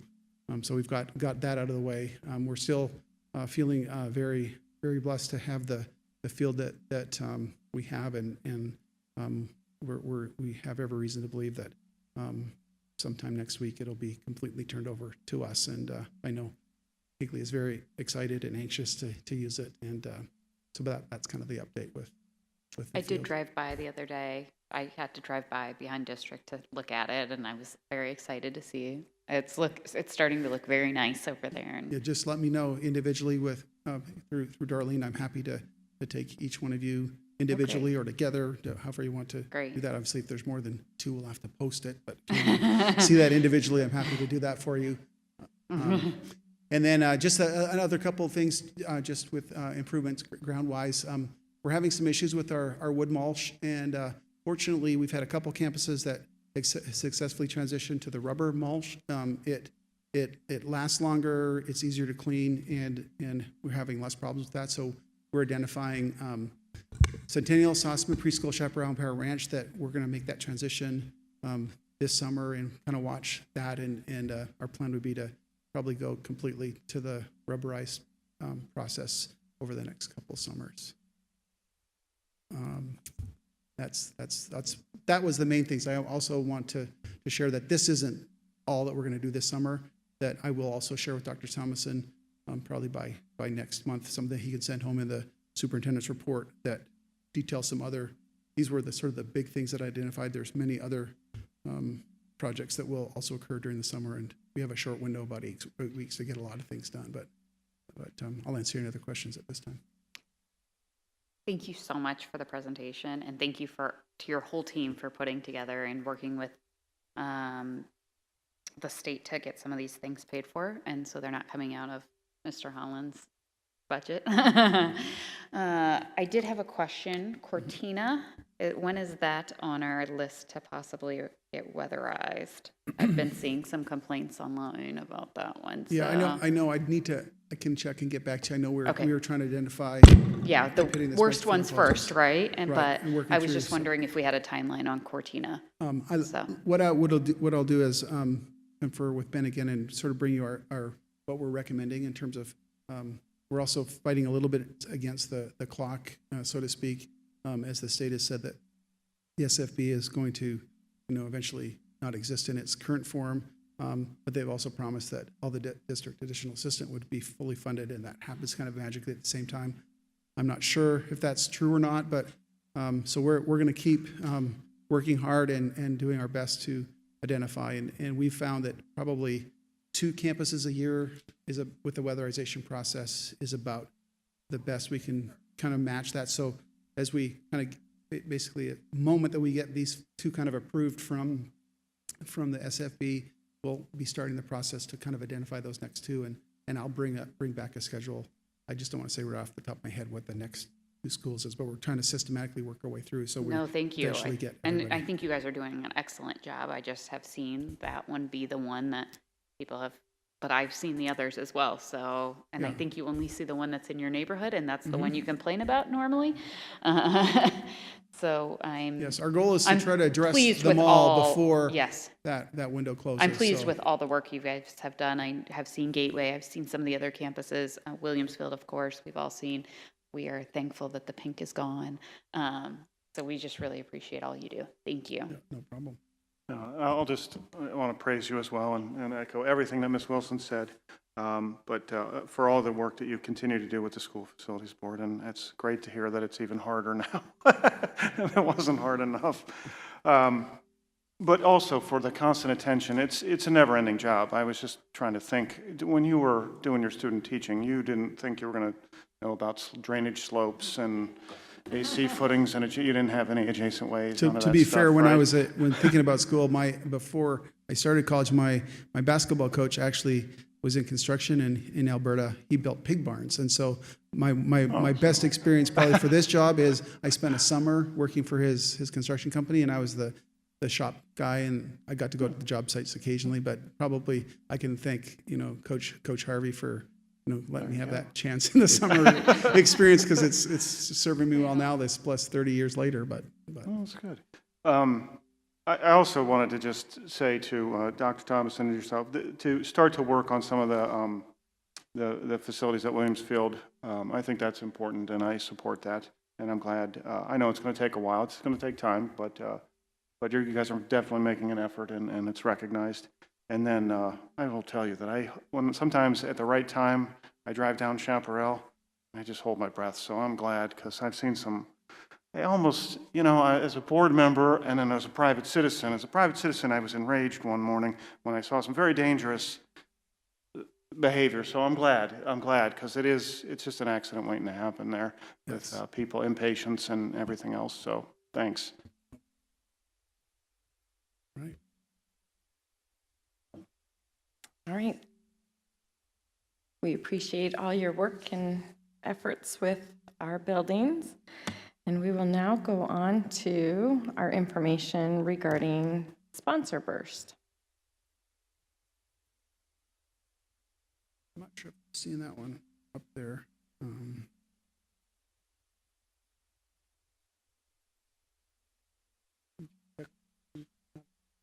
I know I have a short slide on Sponsor Burst. See if we can track that one down. Oh, there we go.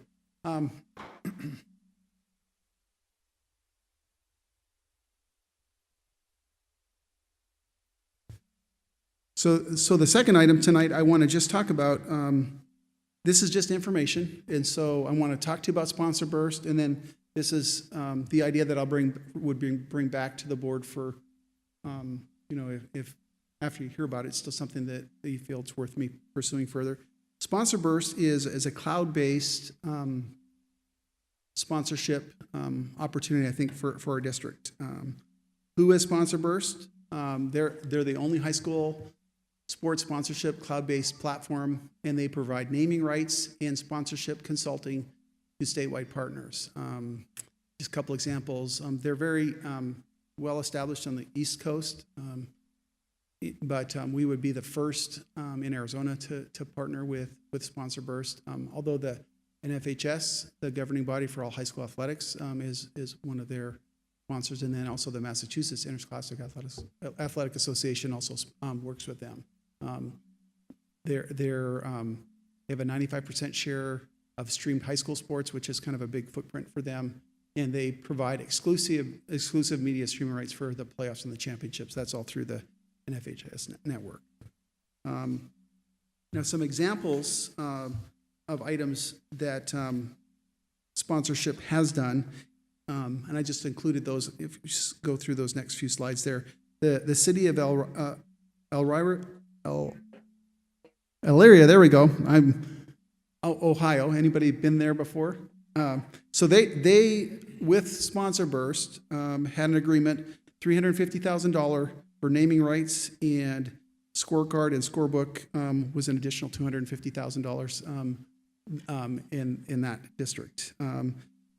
Avon City Schools, also Ohio, that's $300,000 opportunity through Sponsor Burst. Some other examples, Westfield Washington Schools, that's in Indiana, $1.2 million naming rights for the field there. Brunswick City Schools in Ohio, $750,000.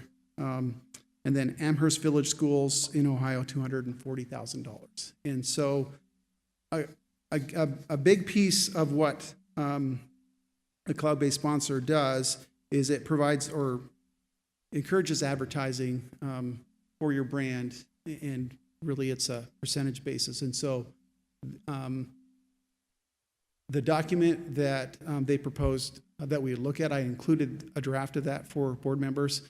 And most importantly, that's a document that had been revised multiple times, and Linda Good has reviewed. And so the one that you see is one that that Linda has looked at and recommended. If in the future we would choose to move this direction, the opportunity then would be on a year-to-year basis, renewable up to 5 times.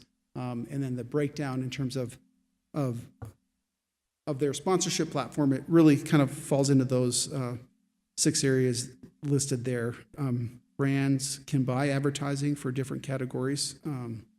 There's the sponsorship category, naming rights, social media, ticketing, and or video streaming. The piece that is really, I think is great about the Sponsor Burst proposal is they give us full rights in terms of there's no sponsor that they would bring to us that we have to take. In every case, we could consider, and I'll just use Dr. Pepper as an example because that is one of my vices. So if we, for example, said that Dr. Pepper has agreed to pay Higley District $200,000 to name the Higley Stadium Dr. Pepper Field, we could actually get to decide and say, well, thank you, that's great. Let me think about it. We'll bring it to our board and Dr. Fowler, do you know that we have a big wig that has, from Dr. Pepper, that has 2 of his daughters at Higley High? No, I didn't know that. I need to introduce you. Okay. He just went to the CMA Awards and had front row seats, so he's kind of a big deal. Well, So there you go. we need to get him Maybe we to need you. to make that connection. But the piece that I like, certainly is the opportunity to consider, because there's certainly some people that may want to sponsor us and have their name out there that as a district we would not choose to make that partnership. And so the opportunity for Sponsor Burst really would be, as it's laid out here. So it's a 12-month initial term that could be renewed up to 4 additional years. The naming rights is an 80-20 split, which is could be pretty lucrative, as you can see by some of the examples there that were presented. As much as we're hopeful that the state continues to give us more, the cost of what we do, especially on the athletic side, additional funds would certainly support that. And then on the just the advertising side, the model that they use is a 50-50 split. One of the pieces that, and I think because they see our district and the successful programs that we have, they're very interested in partnering with us. It's typically a $10,000 fee to work with them and set up a profile, kind of district profile. They're proposing to waive that fee for us. And then we, like I said previously, to have the reserve the right to reject any proposed sponsor, and we wouldn't have to give even a reason why.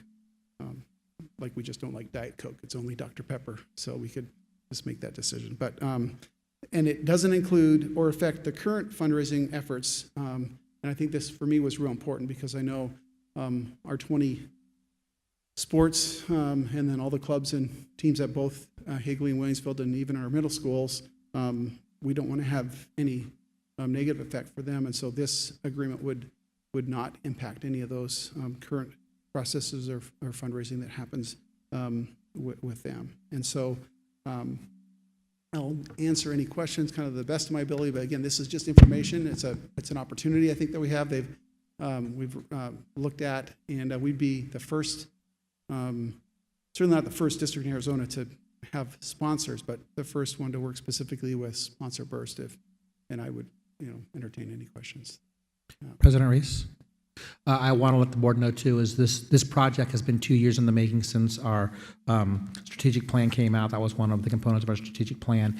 And this is not the first company that we've looked at, but this is the best company we've looked at. So I want to let you know that we have not taken this lightly. There are several other companies that we looked at working with that we said pass on. So that's why it's taken us so long to get to this point. Yeah, I mean, if you're doing quadrants, this is low risk, high reward. I mean, it's pretty good. So, Dr. Fowler, this Yes. this is awesome to me. I think it's kind of a no-brainer.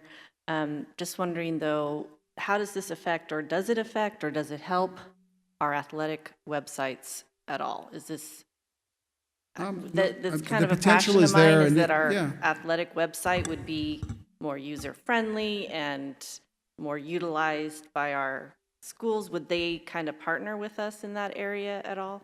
We'd certainly ask them about that. Yeah, but certainly it would increase traffic to those sites, which would, increase the expectation for us to have those be a little bit on par for sure. Yes. I see in the contract that it talks about our social media. Mm-hmm. Did you talk to Mrs. Reed about that? Not this one, the other one, Michelle, about that and how she feels about that? Do they have full access and like login, or do they send it through us? Everything would be approved through us. Certainly, I haven't really drilled down with Michelle yet until I wanted to really get a sense of how the board was feeling. And certainly we'll bring that back, and I'm willing to sort of ask any questions. But certainly, I work very closely with Michelle Reese, and even one of our sponsors, Hellas, as you know, is the company that built the field, and she was excited when they were helping out with the Teacher of the Year, and she kind of came right in. Look, they tweeted out about our Teacher of the Year dinner. Isn't this cool? So, but I would see that it would just kind of enhance what they were already doing. I just wanted to make sure that wasn't going to mess with anything that her piece of this. We would work she's hand done in such hand. a great job on that. Yeah, we'd work hand in hand with them, Perfect. and certainly not do anything that they weren't in support of. Yeah, I think this looks great, actually. Yeah. Thank you for researching this. No problem. Just a quick question. Yes. So I see that it would be, the initial term is 12 months. What happens with any sponsors that are obtained during that 12 months if we choose not to renew with them? Do you know? Well, it depends on the contract, and fortunately, that's why we have Ms. Good here, and I'd work closely with her. So, if we've signed a one-year deal and they've just paid us money for that 1 year, I think there's probably okay. Where it become an issue is if we've entered into a multi-year agreement and then wanted to change it. So then we'd probably have to, they've paid us all the money. My guess is we have to pay some of it back. So those are things, though, that, I don't sign any of these types of agreements, certainly until the board approves it, but then ultimately have Ms. Good review that. So we have dotted our I's and crossed our T's. And, there's a few other things over the years that we've inherited from other administrators that signed deals on that looked really, really good, but kind of sponsorship that, net gain over 10 years to the district had been zero. So we were looking for something that's going to generate revenue and something that would be positive and help us. We're not looking to do anything that wouldn't be beneficial for us. And as Dr. Thompson said, we've looked at a number, and this is the best of the ones that we've seen out there, but certainly are going to listen and follow the direction of the board. My anticipation was if we're ready to move back, that we'd look to bring this back to talk about, and I can do some more research if there's any other questions for sure. Yeah, if we can just look at that, especially if, say we do a couple years and we choose not to, that maybe we are partnered with a local business or vendor that once we terminate our contract with Sponsor Burst, they may still want some type of advertising. So I don't know if there's like a non-compete, or you can't. There may well be. I'd have that to. You can't have any type of other arrangements for a certain amount of time, since they're the ones. Yes. I mean, because obviously, if you're partnered with somebody and say it's advertising, and we do a couple of years with them, and then we decide we Sponsor Burst maybe not the way we want to go, but maybe this company wanted to continue. Well, at that point, Sponsor Burst isn't getting 50% anymore. What does it limit us after if we choose to discontinue with them or not renew it, even after the 5 years? What happens there? So if we can just look at that and have an idea. Okay. Anything else? Thank you. Thank you.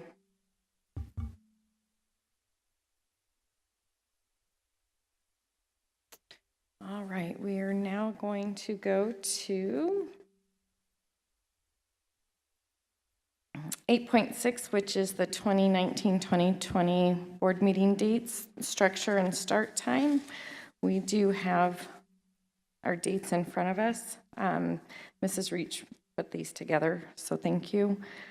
I move that we approve the proposed dates and times for the 2019-2020 board meeting dates. Second.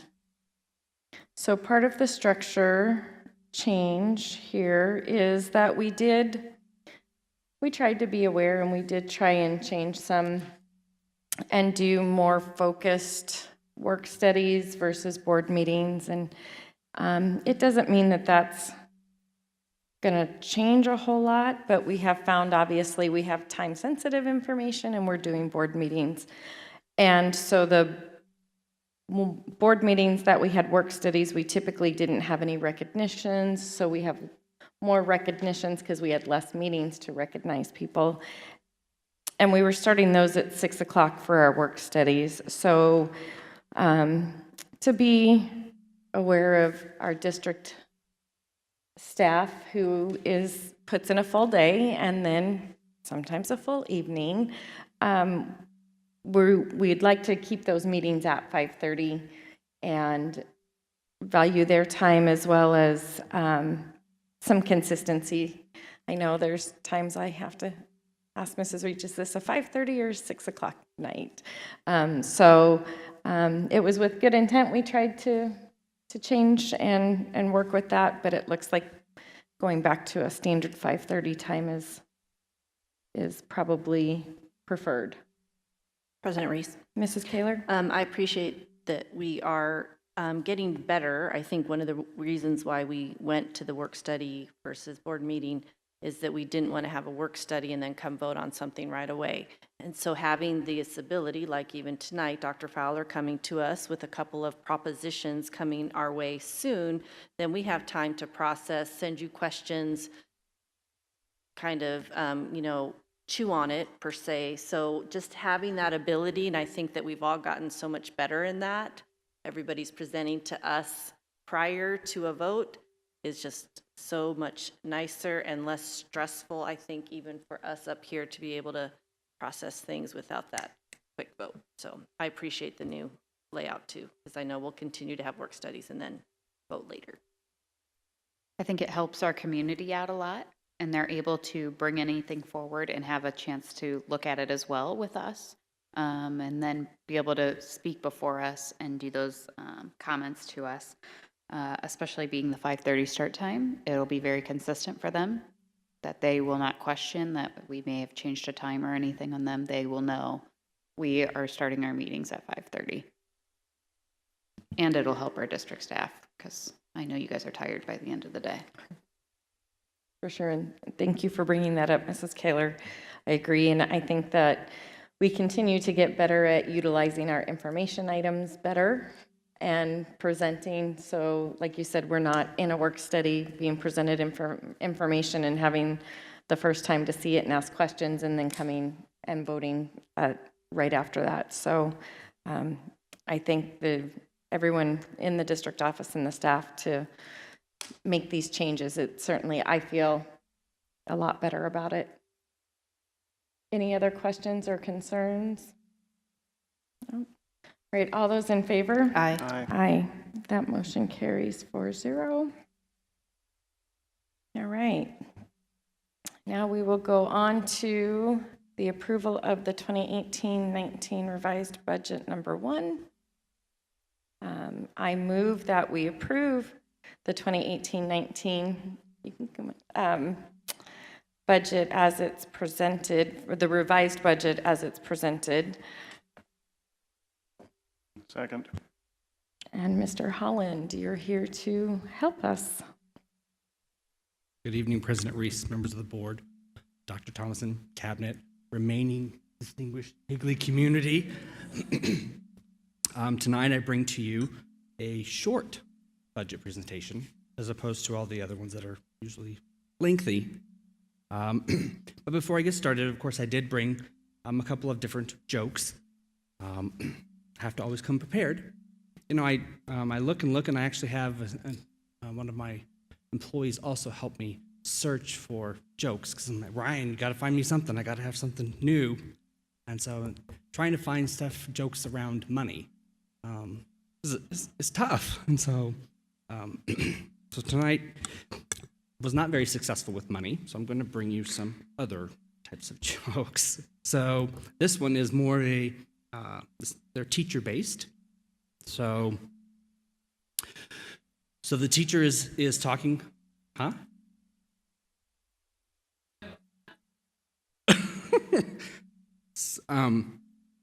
So the teacher asks, who answers my next question can go home? The little boy takes and throws his bag out the window.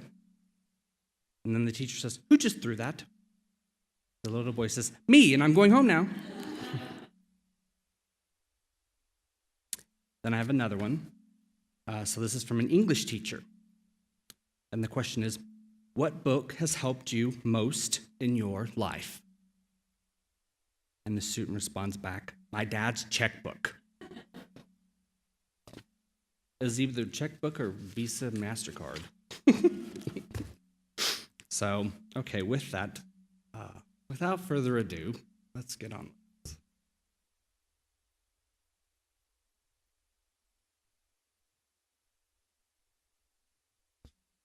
Okay, so tonight I bring to you our final budget revision for the 18-19 school year.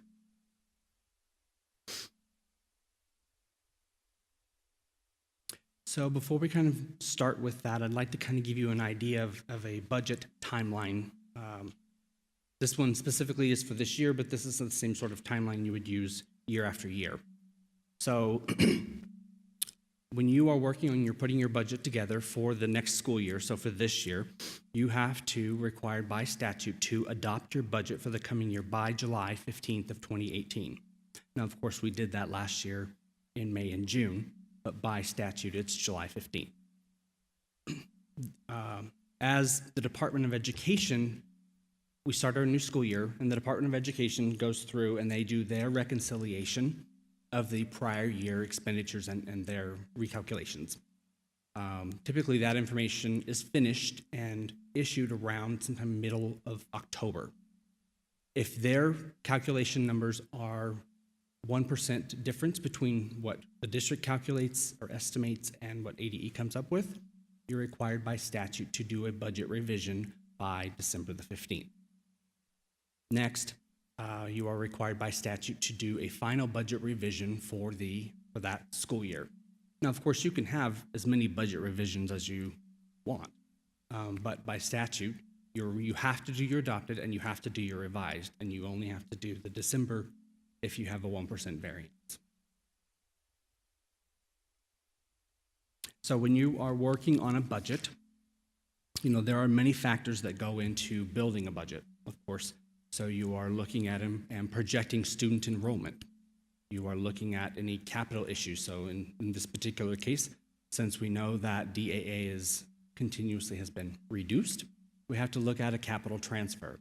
We look at carry forward, so any money that we had left over from the prior year. There, those adjustments from ADE that I just mentioned, as well as if any new legislation is put into place that forces you to do a budget revision, which we did have to do that last year, as well as any tuition revenue. So in this presentation for tonight in this budget, revised budget, the factors that are involved are student enrollment, capital transfer, and our carry forward amount from the prior year. So we start with ADM. So of course, always when you are preparing your budget, you are basing things on estimates and projections. So our budget that we have adopted for this year, we adopted based off of estimated ADM. So for our weighted group A weight, which is where the majority of our funding comes from that category, we adopted 14,460.76. Our group B weighted, which is our special program weights, we adopted at 2,472.169 for a total of 16,932. Tonight, this budget revision that I'm presenting to you has revised ADM numbers.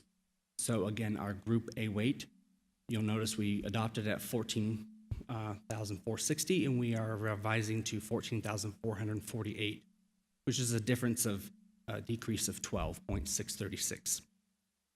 For our Group B, we adopted at 2,472, and we are revising at 2,613, so that is an increase of 140. So to kind of give you an idea, so we adopted at 16,932, and we are revising to 17,061, so it is an increase of 128. That makes sense? Mr. Holland, though, and this might be really a dumb question, how can a student count be 128.3? So remember, this is ADM, so it's average daily membership. This is not an enrollment number. Not an enrollment number. Okay, thank you. I was trying to. You're going to get 1/3 of a student. I was looking at how is a student 128 point. Because they have one leg, one arm. Yeah, now this is, hey now.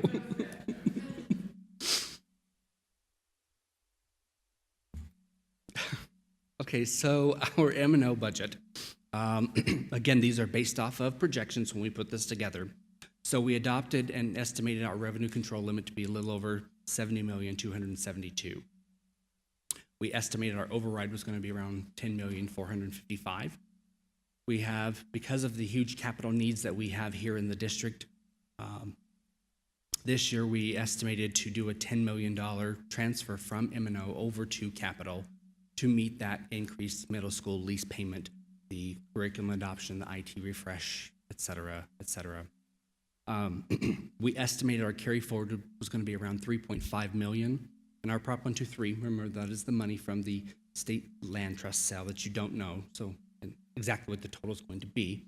So we estimated that to be around $526,000. So we adopted a budget of $74,754,824. Tonight, I bring back to you a revised budget, again, just discussing the ADM numbers that we, revisions, that those are big factors that affect this budget revision. So we're revising, so our revenue control limit, or our RCL, will be $70,787,000. Our override actually came in at $10,436,000, so down about $18,857. For our capital transfer, again, we estimated to be around $10 million, but we found that we have additional $514,000 that we will be moving over to meet those capital needs. So we'll be revising that to an additional, so it'll be $10,514,000 over the capital. We estimate our carry forward about 3.5, which actually came in a little over 5.5, so it's about a $2 million increase. The Prop 123 was 526, came in around 535, so an additional $8,344. So in that effect, our revised budget this evening for the remainder of the year is $76,815,607, so that is an increase of a little over $2 million.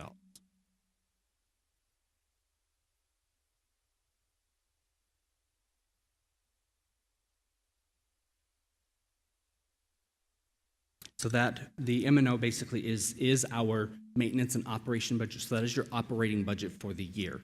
Next, I was going to talk to you about our unrestricted capital, so it's Fund 610. So again, when we did our adoption, we estimated our carry forward to be a little over 8.9. At the time, we had you don't know what the interest amount is. There's the $10 million transfer that we just spoke about. We calculated out district additional assistance. This was the remaining amount. It starts out around $5 million. They keep 3, we got 2, which is more because it used to be around 800,000. So our unrestricted budget that we had adopted, $20,982,158. Tonight, this revised budget, so our carry forward amount, actually we adopted it and estimated at 8.9. It actually was a little over 9.6. There is the interest of $146,000 that you pick up at the end of the year. There's the $10,514,000 that we just discussed on the previous slide. Our DAA came in a little higher, so $2,055,000. So we're revising our capital budget to be $22,404,820. So you'll notice that is an increase of a little over $1.4 million. Again, I just wanted to remind everybody, again, we've talked so many budget presentations, we've talked about the huge capital needs that this district has. None of this is new, but our middle school lease payment this year went up to 4.2, next year it goes to 4.4. You have the IT refresh that we try to do every year. Next year we are doing a science curriculum adoption, which Dr. Schillenberg keeps telling me is going to be very, very expensive. Plus, we have some additional pupil transportation, as well as, even though I'm presenting to you, an additional $1.4 million increase. Dr. Fowler really just spent it. So, in all of his summer projects.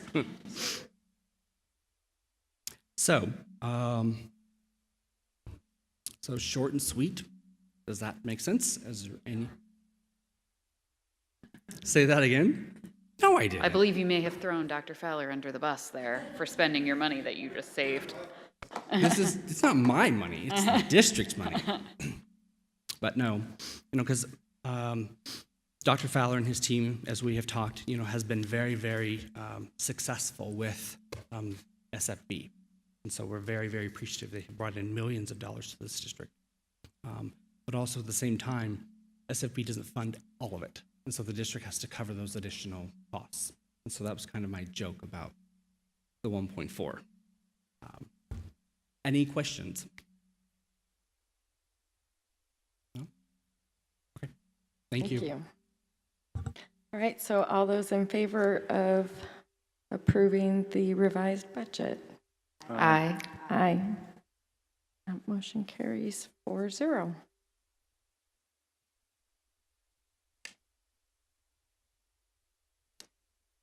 Right, the next item we have is the agreement with Smart Schools Plus.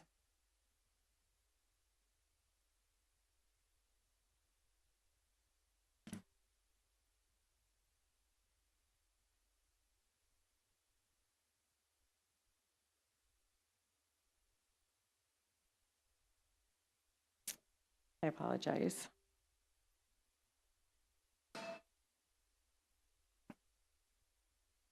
I got it out.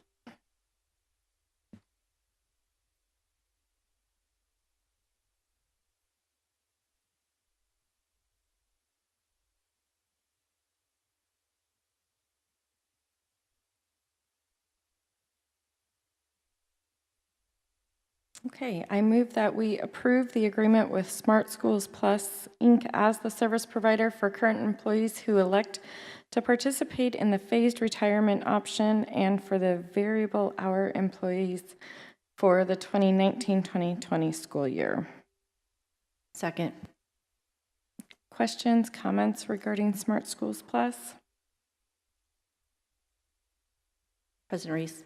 Mrs. Kaler? I did have a little conversation with Dr. Thomason about what we pay our substitute teachers, and that maybe perhaps in the future that might be something we increase a little bit, possibly over time. I say President Reese, Vice President Kaler, members of the board, I am in complete agreement with you. So I know as part of the larger impact of our budget and the things that we've been doing at the district and taking into consideration, one item is the substitute pay.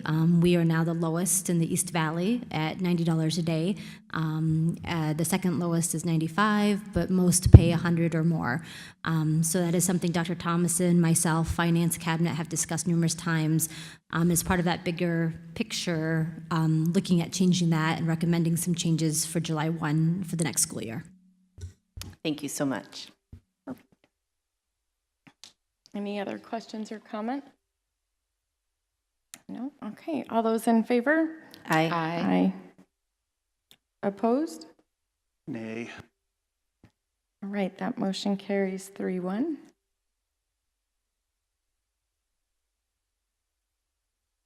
Okay, and our next item is, I move that we approve the new position of Dean of Students. Second.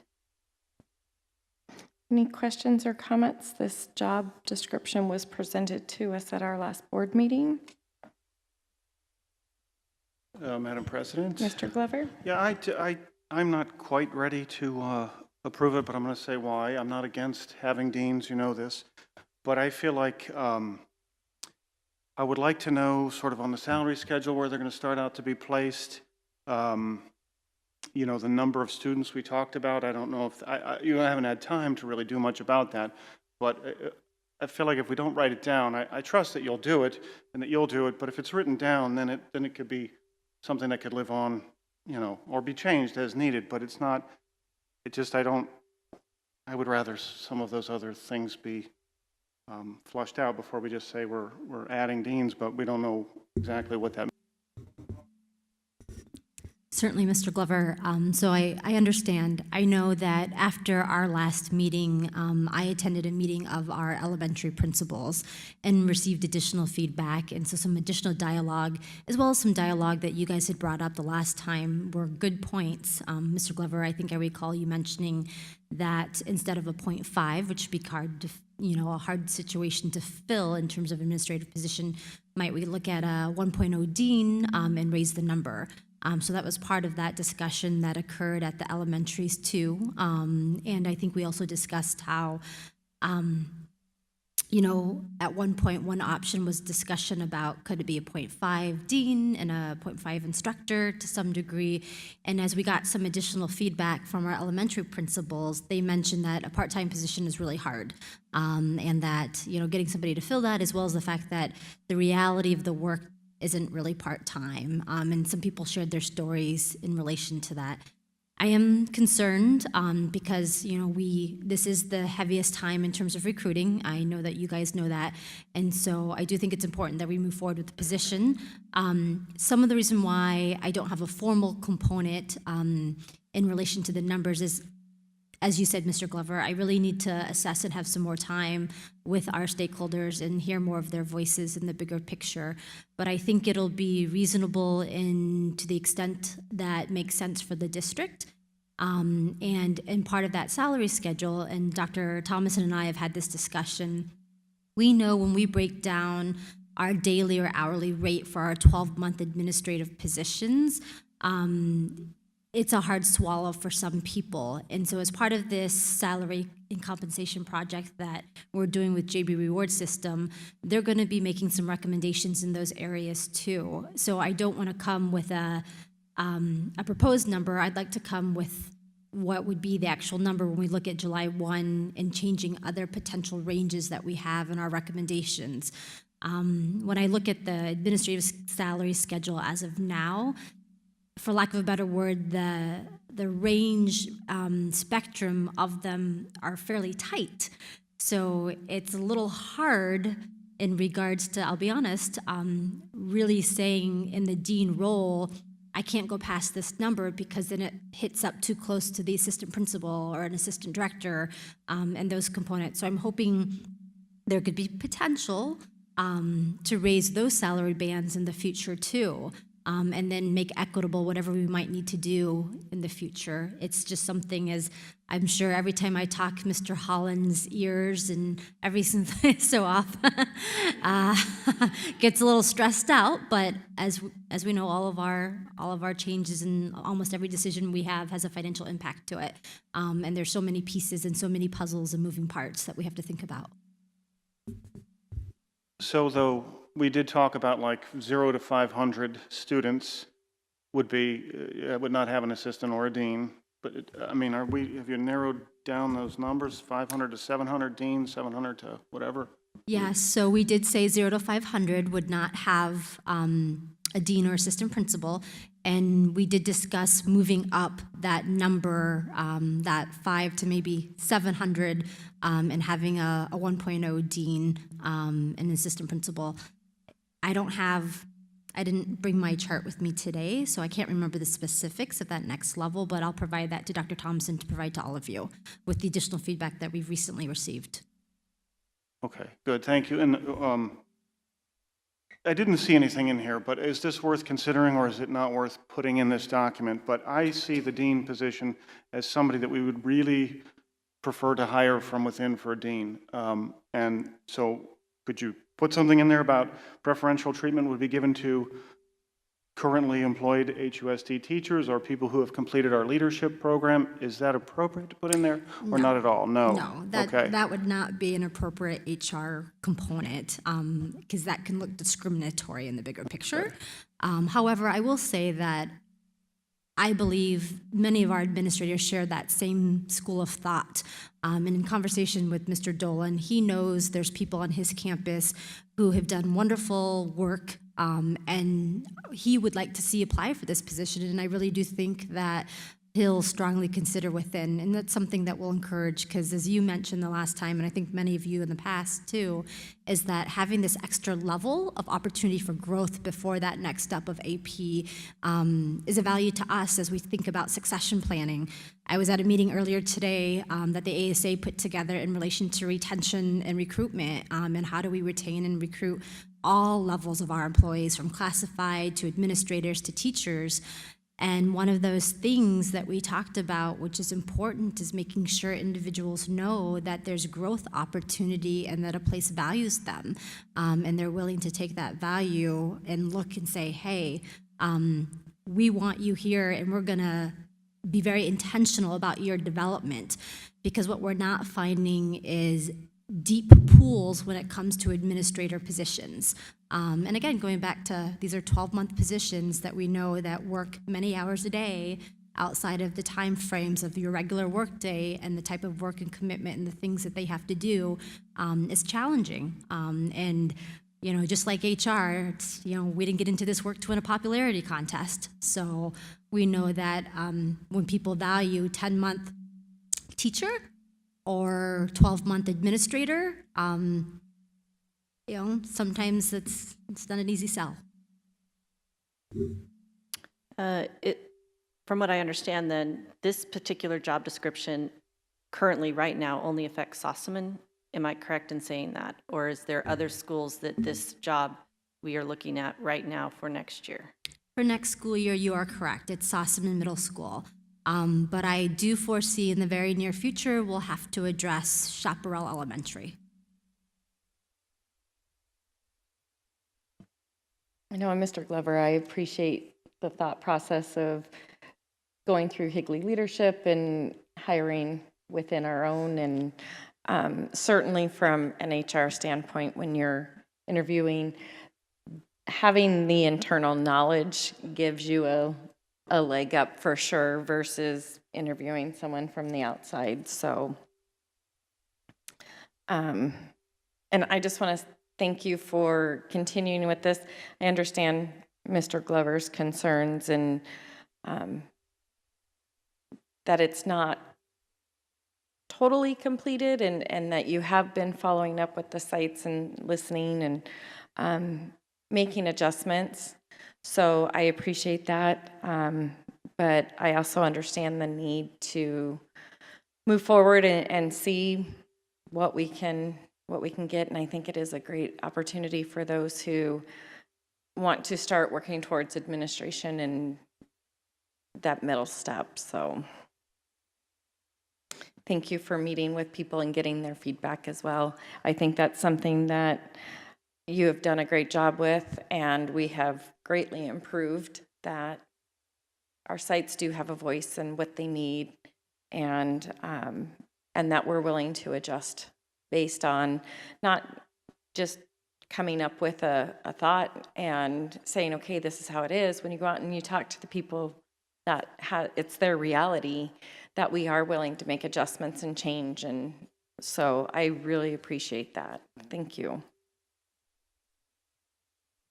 Any other comments, questions? All right, all those in favor? Aye. Aye.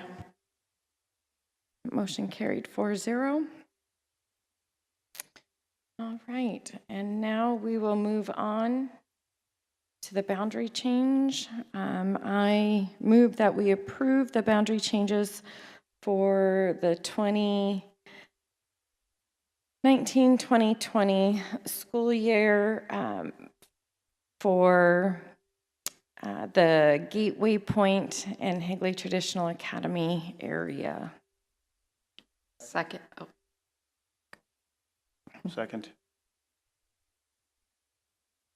Now, Dr. Fowler presented this information.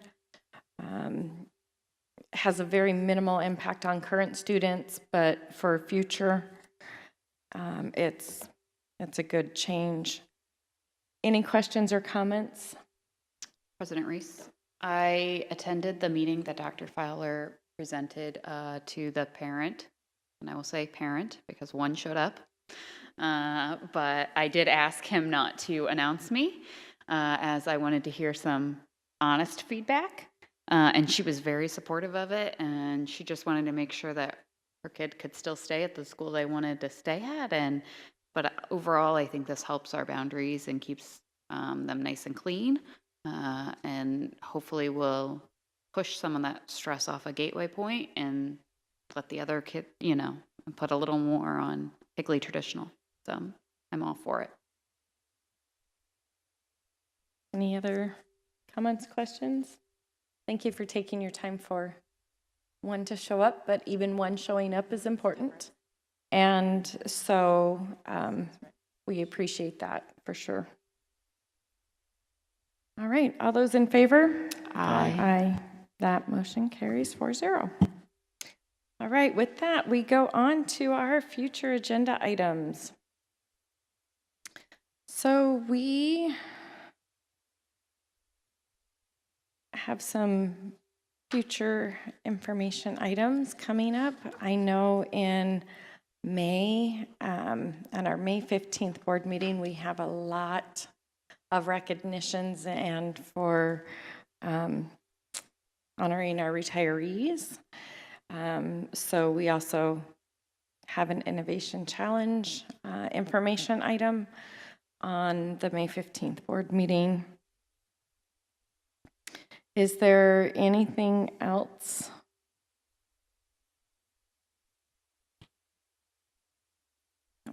I know we're getting ready to go into the summer, so if you guys have any areas of concern, please talk with Dr. Thomason. And since we have no additional future agenda items, I move that we adjourn. President Reese. Mrs. Kaler? I forgot earlier. I just want to thank all of our administrative assistants out there tonight because I know there are so many that make this district tick. And they are so supportive, and I know that lots of principals went out of their way to recognize them as well today. So hats off to them, and thank you. I know next week, is it next week, Teacher Appreciation Week already? Is next 2 weeks. So that's coming up too, but just hats off to them. They're kind of unrecognized sometimes. Thank you. All right. I have a motion out there to adjourn. Second. All those in favor? Aye. Aye. Have a good evening.